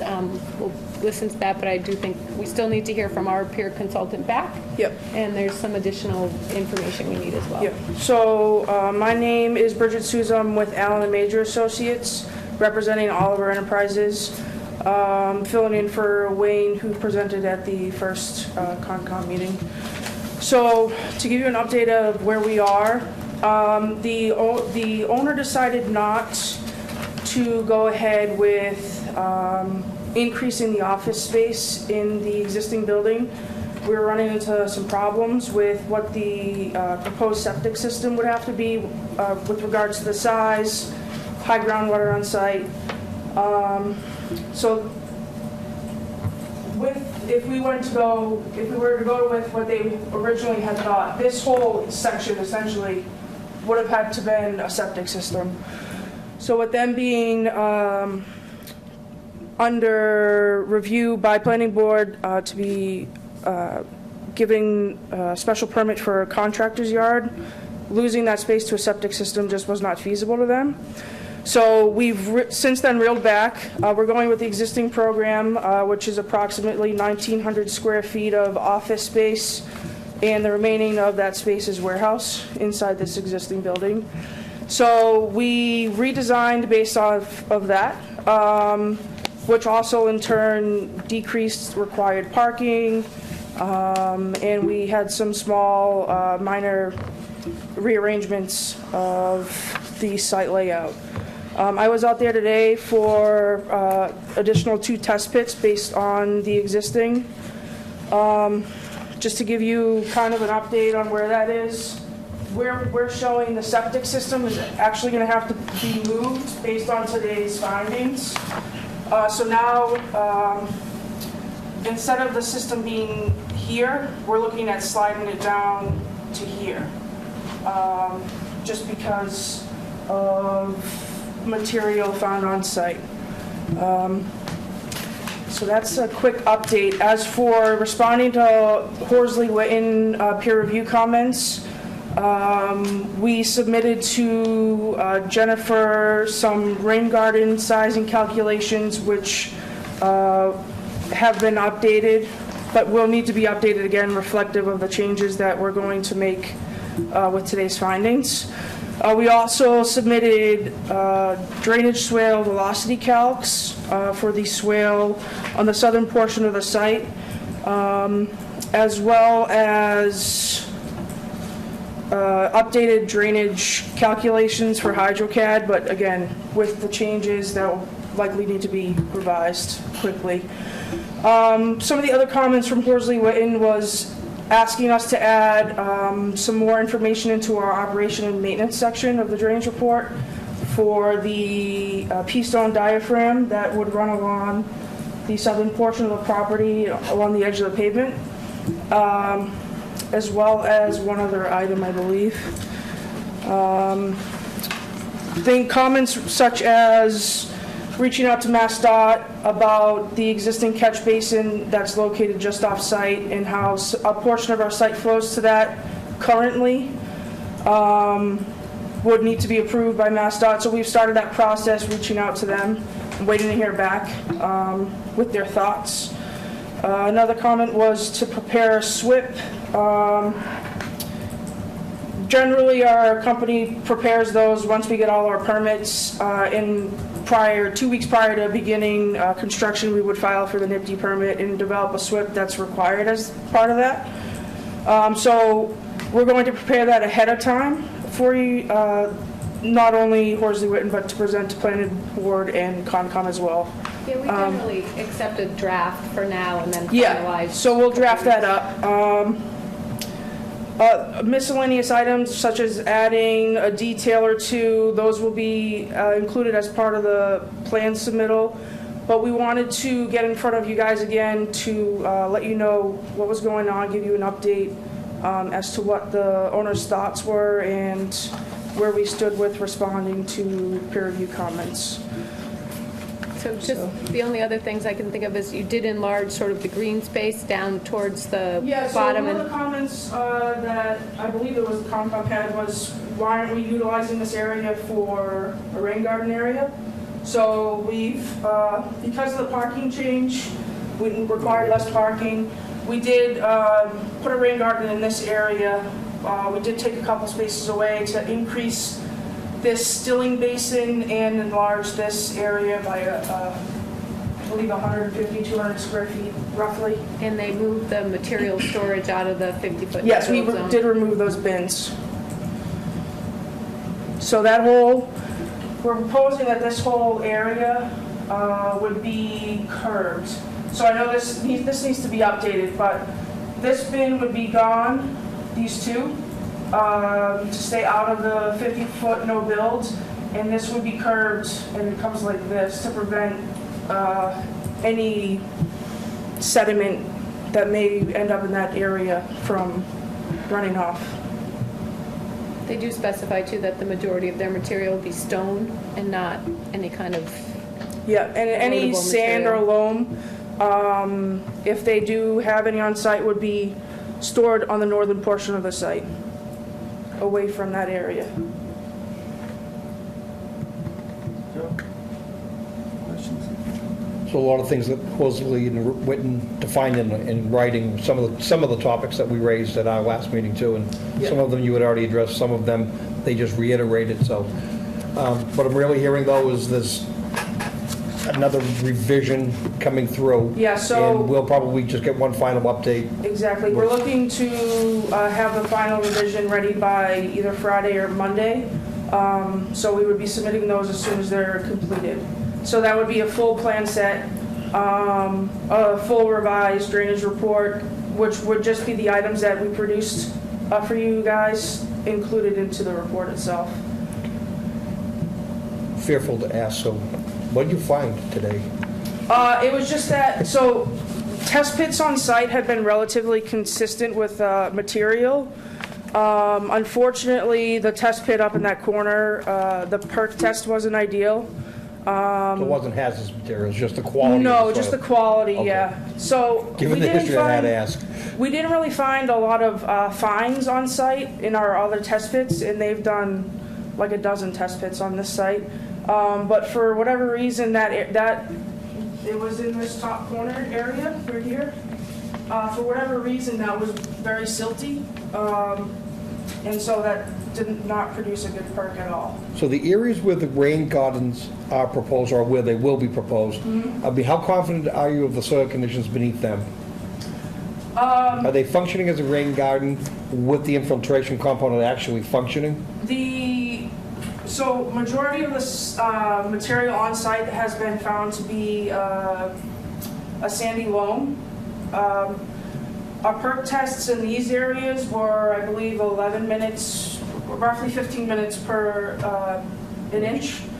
So the soils are relatively okay. It's just that the fact that we have high groundwater, which is an issue. So when I was speaking with our landscape architect who does the planting callouts, he did say to me that if necessary, we can look at plantings that would be more for a wet swale versus a rain garden area, if that would make you guys more comfortable.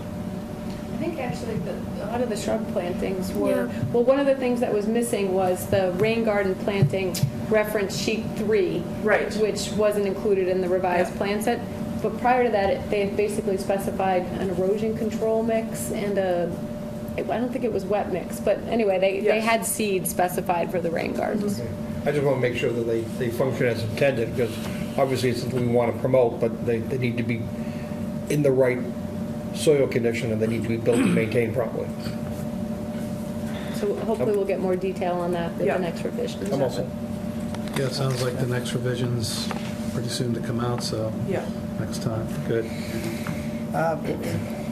One thing I'd asked for the last time they came was the site, I thought this site was contaminated.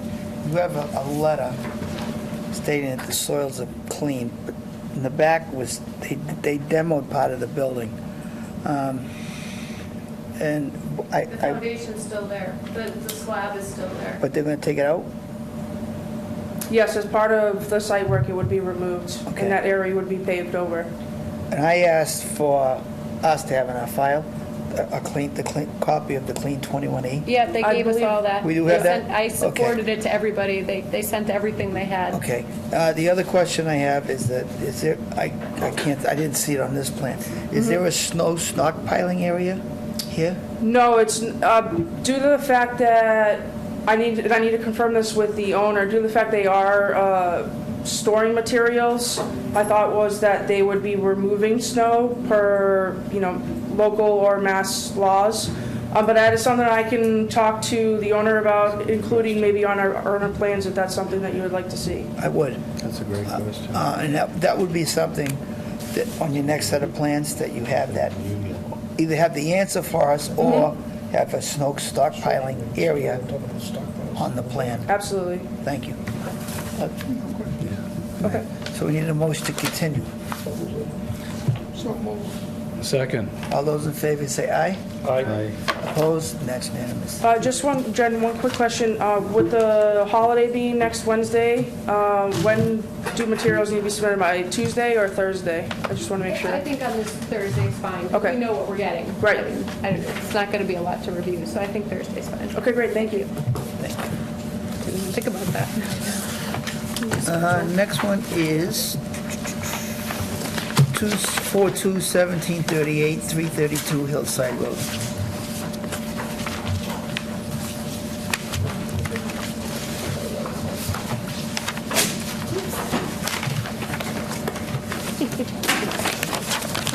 Right there. That's okay. Let's go. Sorry, just playing a little catch up here. So, some of you may remember this site, because I think 3 or 4 of you signed off on the prior order I think so. of conditions. There's some that, familiar faces there. where the deck that you see on this, on the back of this house was added. The proposal now is to remove some impervious area and add a garage with addition above, and some new walkways and plantings and things. Savannah and I did review the wetland line and made some changes right about flag. Sorry, I'll move this because I can't move this over.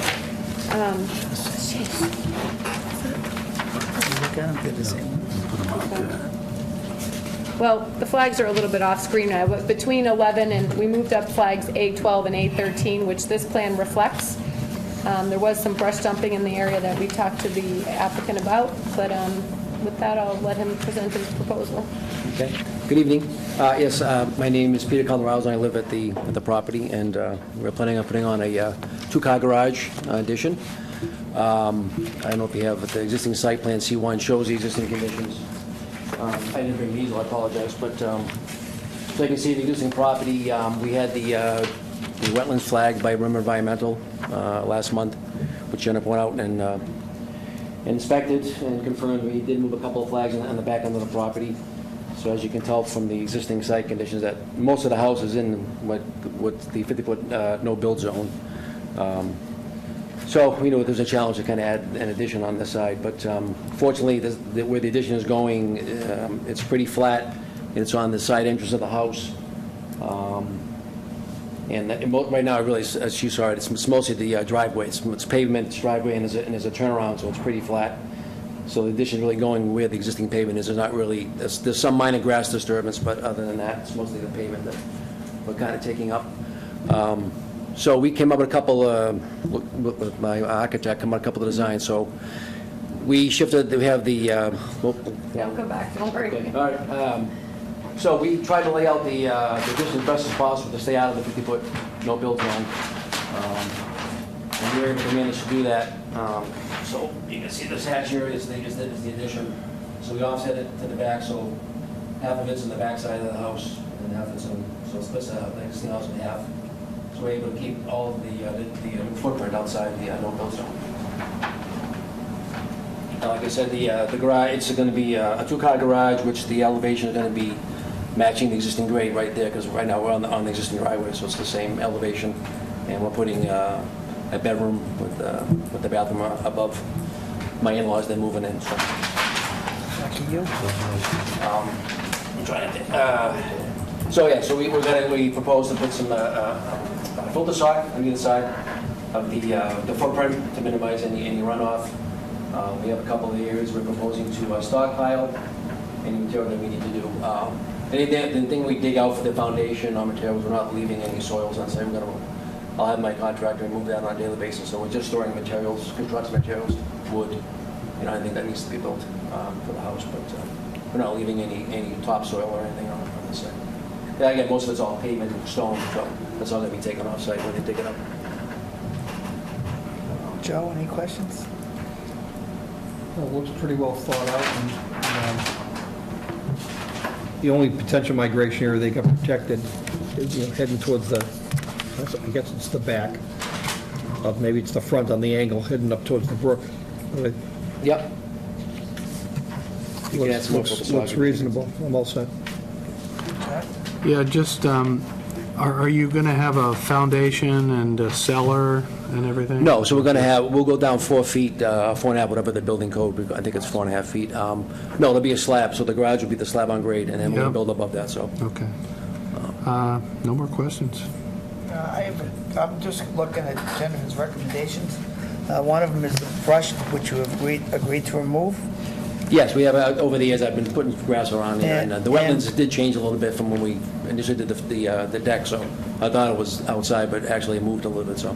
And the brush was supposedly removed the first time, but it miraculously Yeah, reappeared. that was 15 years ago, so, yeah.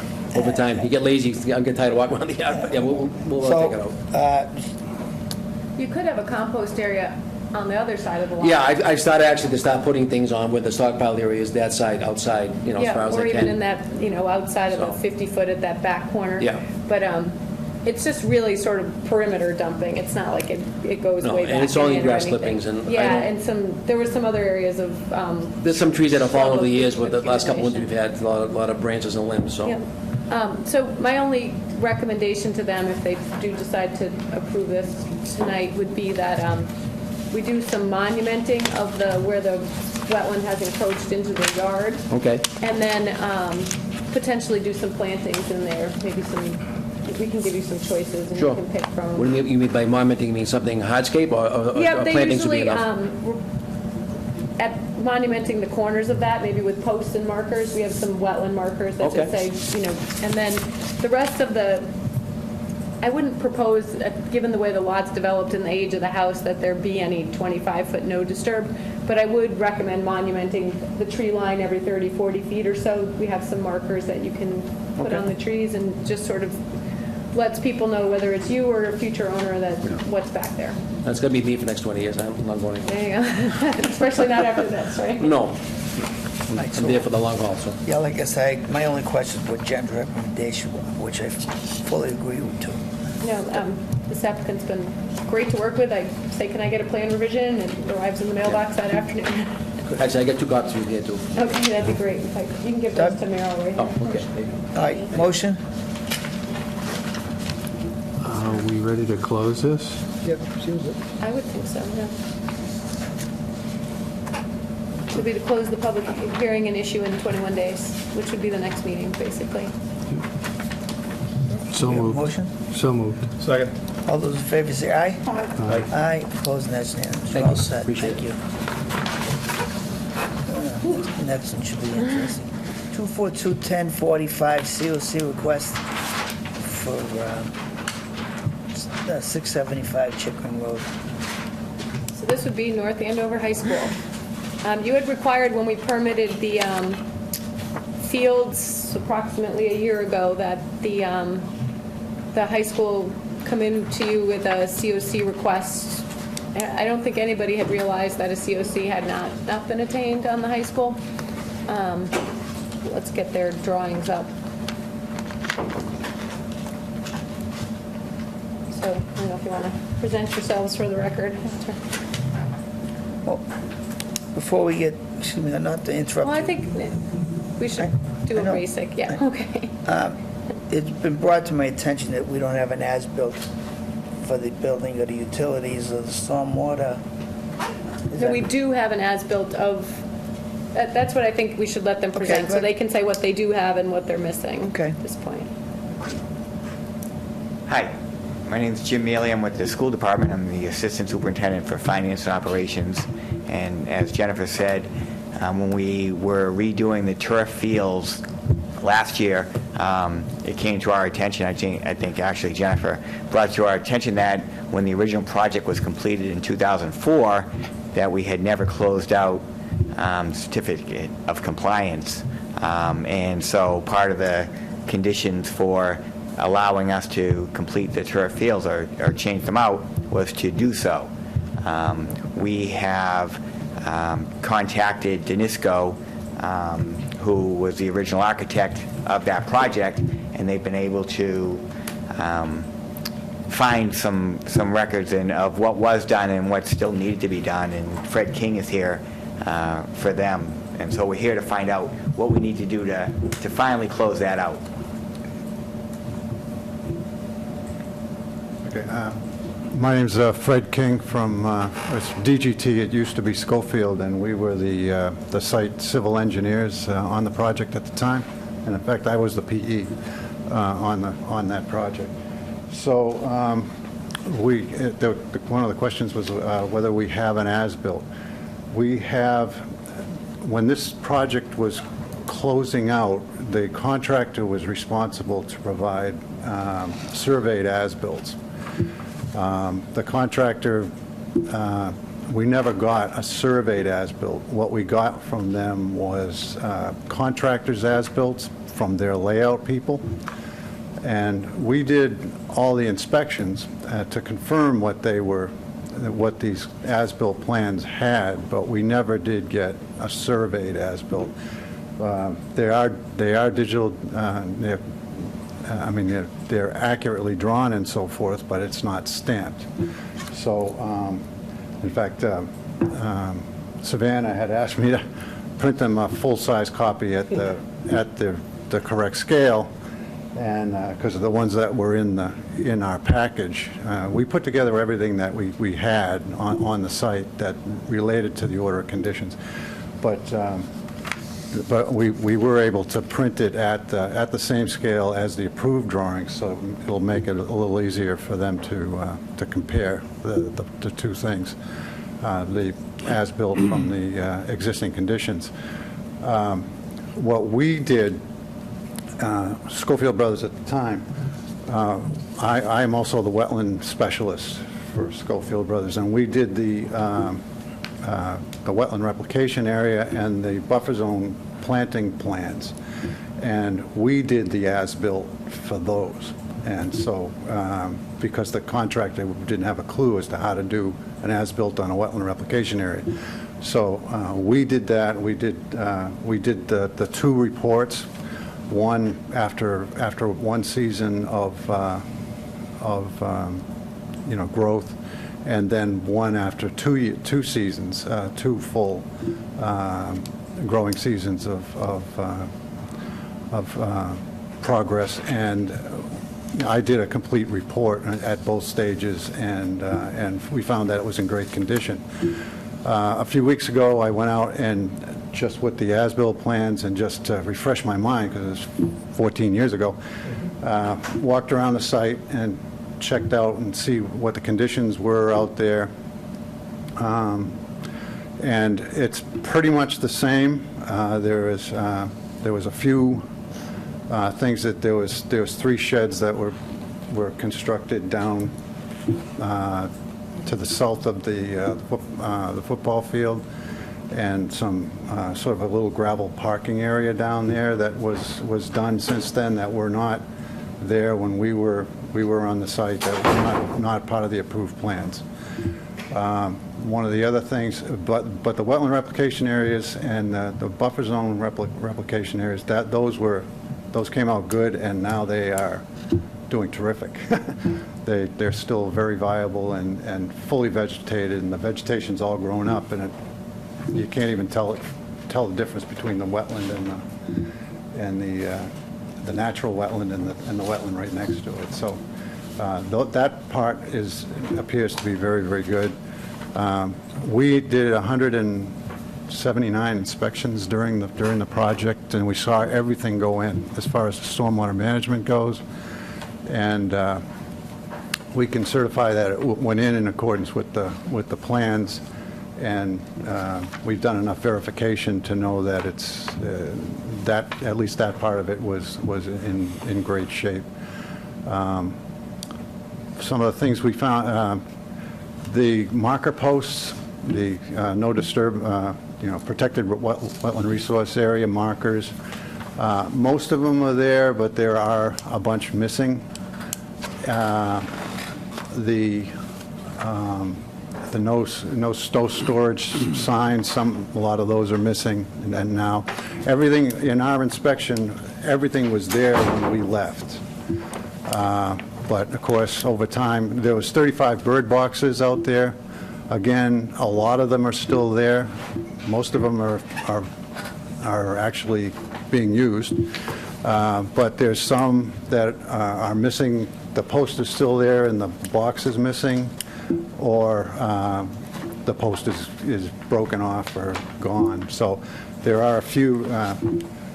I didn't find every one and do a comprehensive study on every post that was missing or every sign that was missing, but the majority is still there, but there are some missing. grass is being mowed inside the marker post, which shouldn't have happened. So there's little things like that that are going on. This is the wetland replication area planting, the main wetland replication area on the right, and the buffer zone planting and some wetland replication area on the left. The green clouded areas were from the initial survey we did, after a full season, full growing season, and then the red were the additional notes that were made from the second evaluation. So. Construction fencing. Yes, probably the biggest thing out there that was project-related that is needs a decision from the commission, obviously, is the east side of the project going up. If you're familiar, everybody's familiar with the high school, riding up the driveway going to the north on the right side, the east side. Mostly it's in the woods, sometimes it comes out, but the old construction fence was never removed on that side. The construction fence everywhere else was moved, but not that. And I suppose it could be a barrier to wildlife movement toward the school. We just happened, when we're up there, There's a deer standing on the other side staring at us. yeah, deer was on the other side of the fence, obviously couldn't get through. So that is something that was not done. So like I say, the contractor was, they were having some kind of a problem. They were reorganizing and everything. They just wanted it off the site. And it was painful trying to get anything finished for these little finished things like the fence. And so it just, and then the contracts all ended.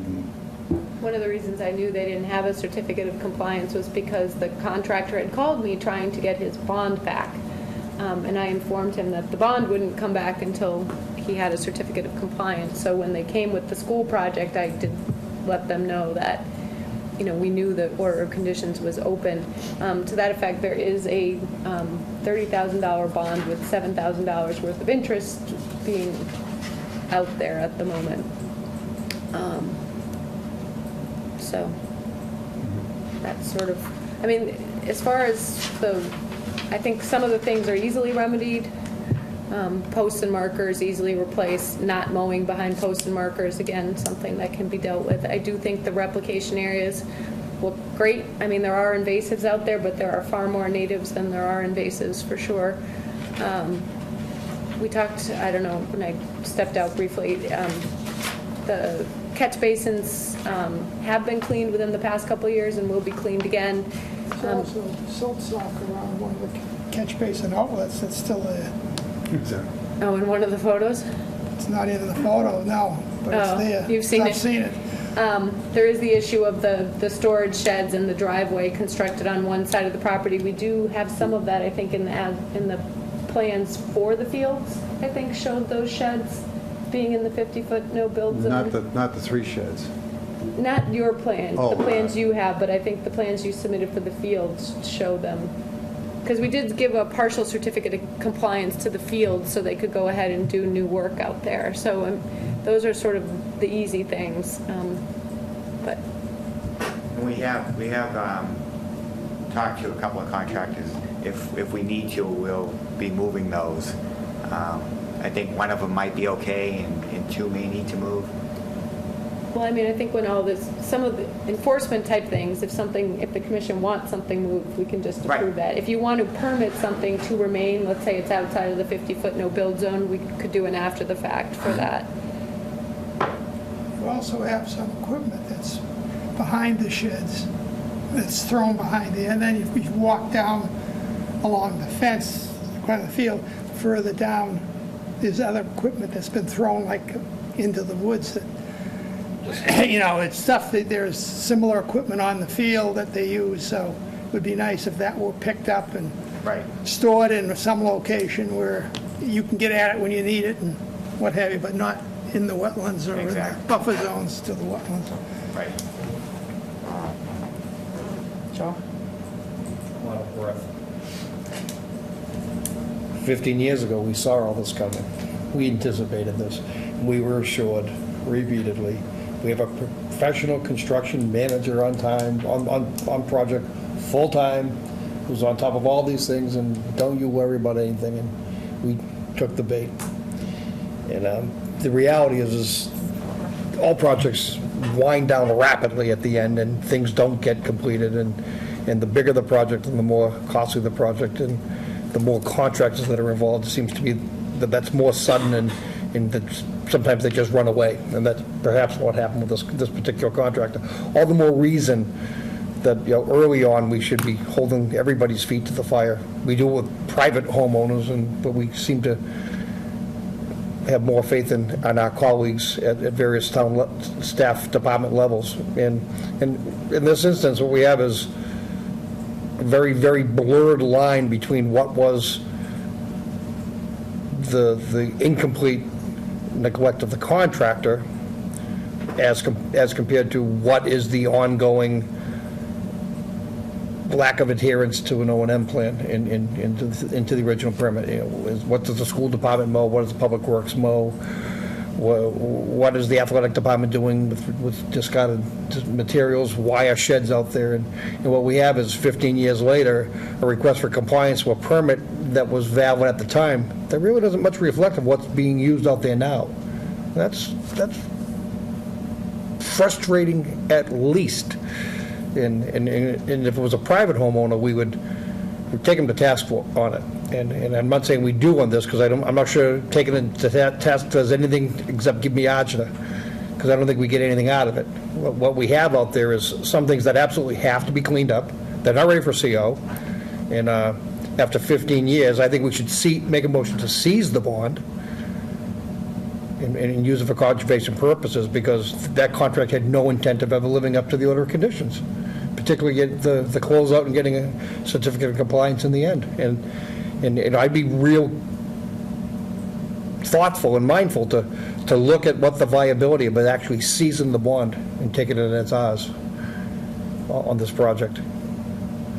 And moving forward, I'm just going to ask if it's even possible for Jen to sort out with Fred in the school department what it is that we can get to assure as close to compliance with the order of conditions on the closeout of construction as compared to what they should have been carrying out on a regular O&M basis, from street sweeping to maintenance of bird boxes and maintenance of postings of signs and making sure that sheds aren't put in areas where they're not supposed to be. There's a lot of stuff out there, and that's what happens after 15 years.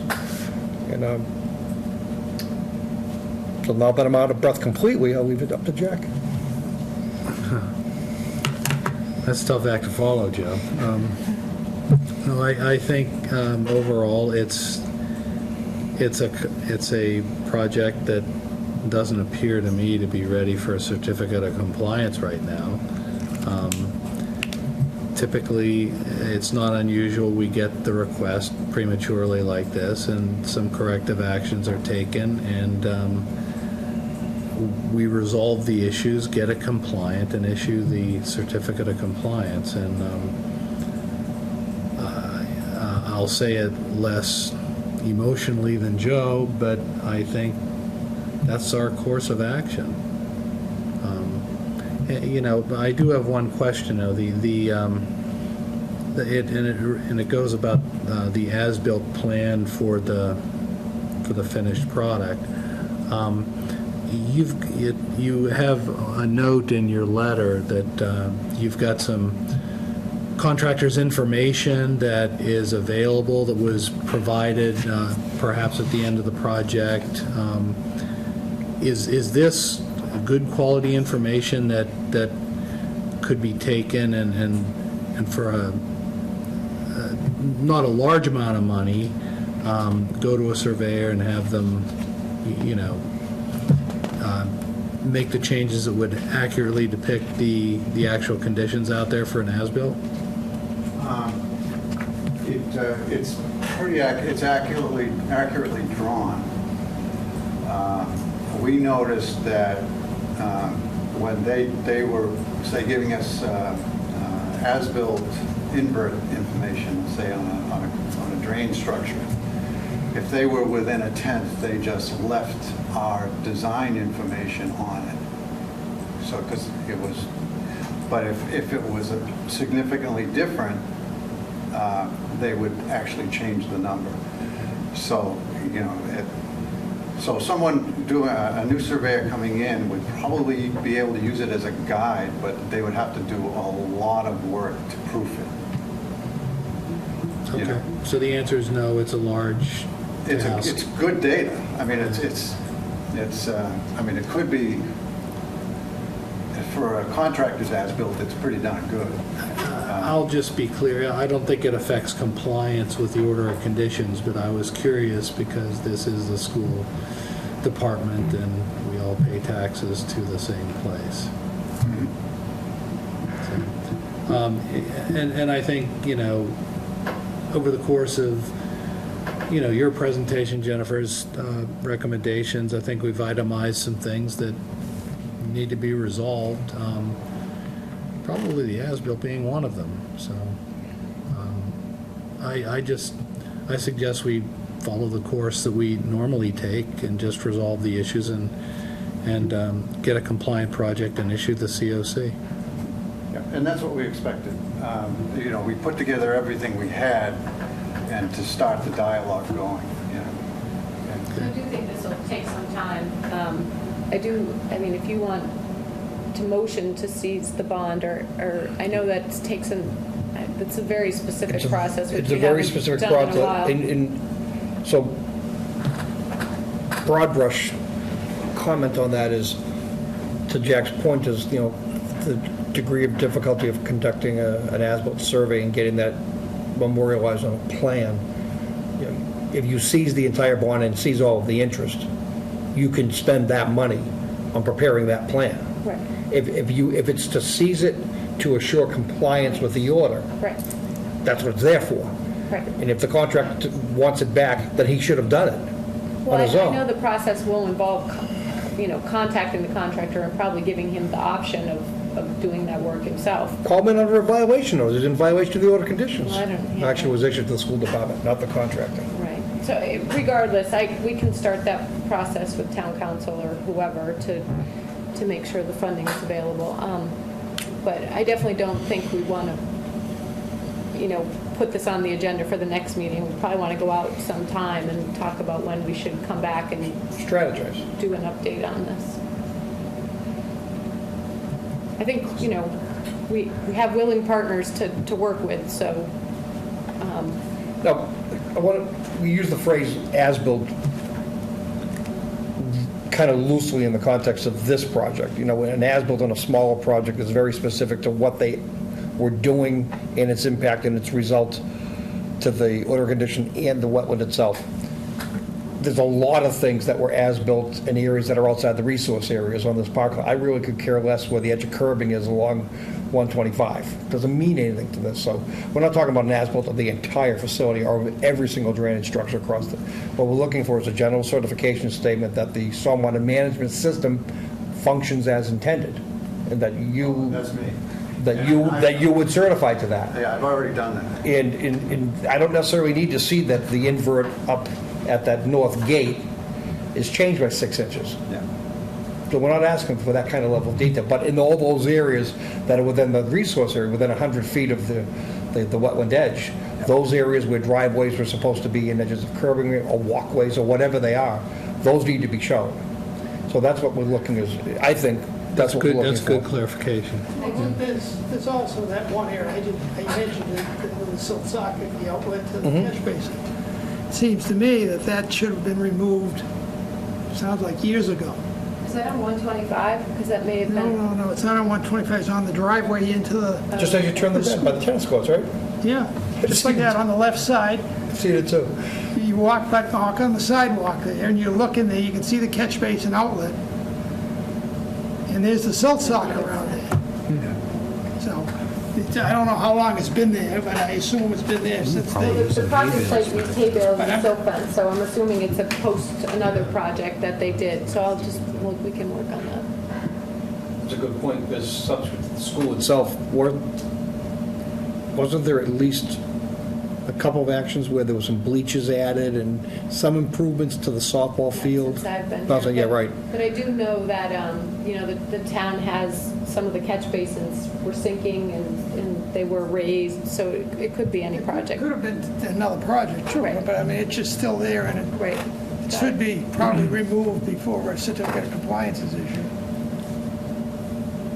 So some of the physical things that Jen has pointed out and that we know of, and I imagine it's not comprehensive yet, but it's going to be, they're all pretty straightforward things. They're really not costly. I think the costly aspect of it is getting the as-built memorialized, and I think value of the bond I hear we're holding with the interest accrued on it starts getting a heck of a lot closer to being able to get that document for the record and get them closer to compliance.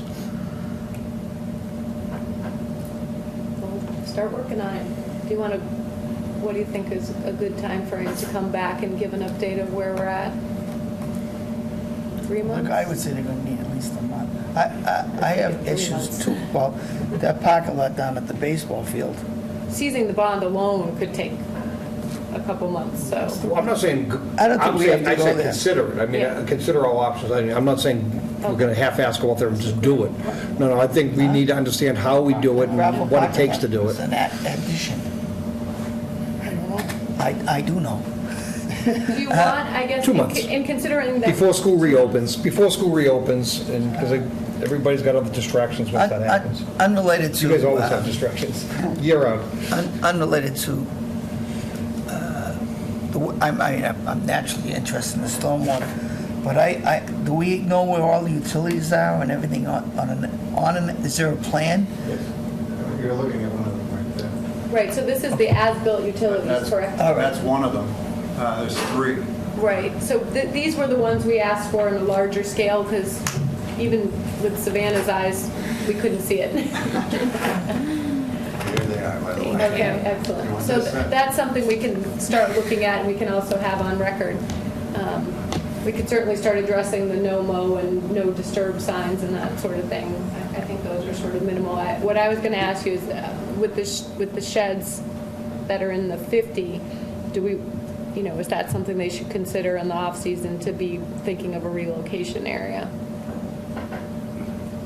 We just went round and round and round and round and round with an applicant on compliance with 50. setbacks. So I'd say yes. you gotta be moving them. Right. I think we've already discussed there's an alternative location. Yes, and I'll confirm that location with you. That's it. But, yeah, we've already kind of started that Yeah. process. You know, the good part about it is they haven't complained about the snow. Because I've done the snow since they built that building. Yeah. And you haven't complained, that's good. I have the You can if you original want. O&M plan, by the way, that was approved, and I can give that to Jim. If we could get a copy of that, because I don't think we have that in our The file. first time we did the snow removal, I got fined. Because they were dumping the snow on the roadway side. The O&M plan. He wasn't on the commission. I was on the commission. Believe it or not. But, yeah, as long as we have, unrelated to conservation, utility as-built and the bill, I think it's the benefit of town, speaking as a citizen, because we went through this with Verizon and then Old Center. They didn't want to do an as-built. That would be National Grid. No, don't. National Grid? Yeah. Okay. Let's not blame They the didn't wrong want to do it. entity. And we says, yeah, you will do it. Because they had conduit underneath concrete, maybe. It was over here, but it could have been over there. How you expect the town to say, okay? And I was shocked when I got an email from Jennifer saying that we didn't have one, or they didn't have a COC in 12 or 14 years. I think overall, because like I said, we plowed it, and it's due for resurfacing or milling at some point. So, refresh button? This all started a little bit of time ago. What brought this to attention now? You had another project? Yeah, that so, was coming? again, as Jen was saying, last year, it was time to replace the sport turf fields. Okay. And that's when we became aware that this had never been done. So as Jen was saying, what we're looking for is guidance in, or we're committed to, correcting those things that should have been done, moving things like the sheds. So you don't that have a current things have project? happened. You don't have a current project? No, we do planned not. now? We do not. So we're not holding anything else up as helping You are just definitely sort not. through this? You are definitely not. Okay. Correct. Yep. So when you, how long do you want to continue to, Doug, you have some more input? I think. Do you have any more input? All right, so we're going to continue to when? I think 2 months was Joe's recommendation. Second month in August? Second meeting in August? Second meeting, does that work for you guys? Sure, yes. All right, so what would that date be? Rob? Second meeting in August is,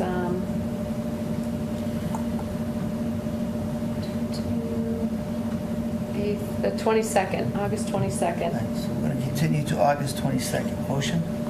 So moved. Second. All those in favor say aye. Aye. Opposed? And that's unanimous. Thank you. Thank you.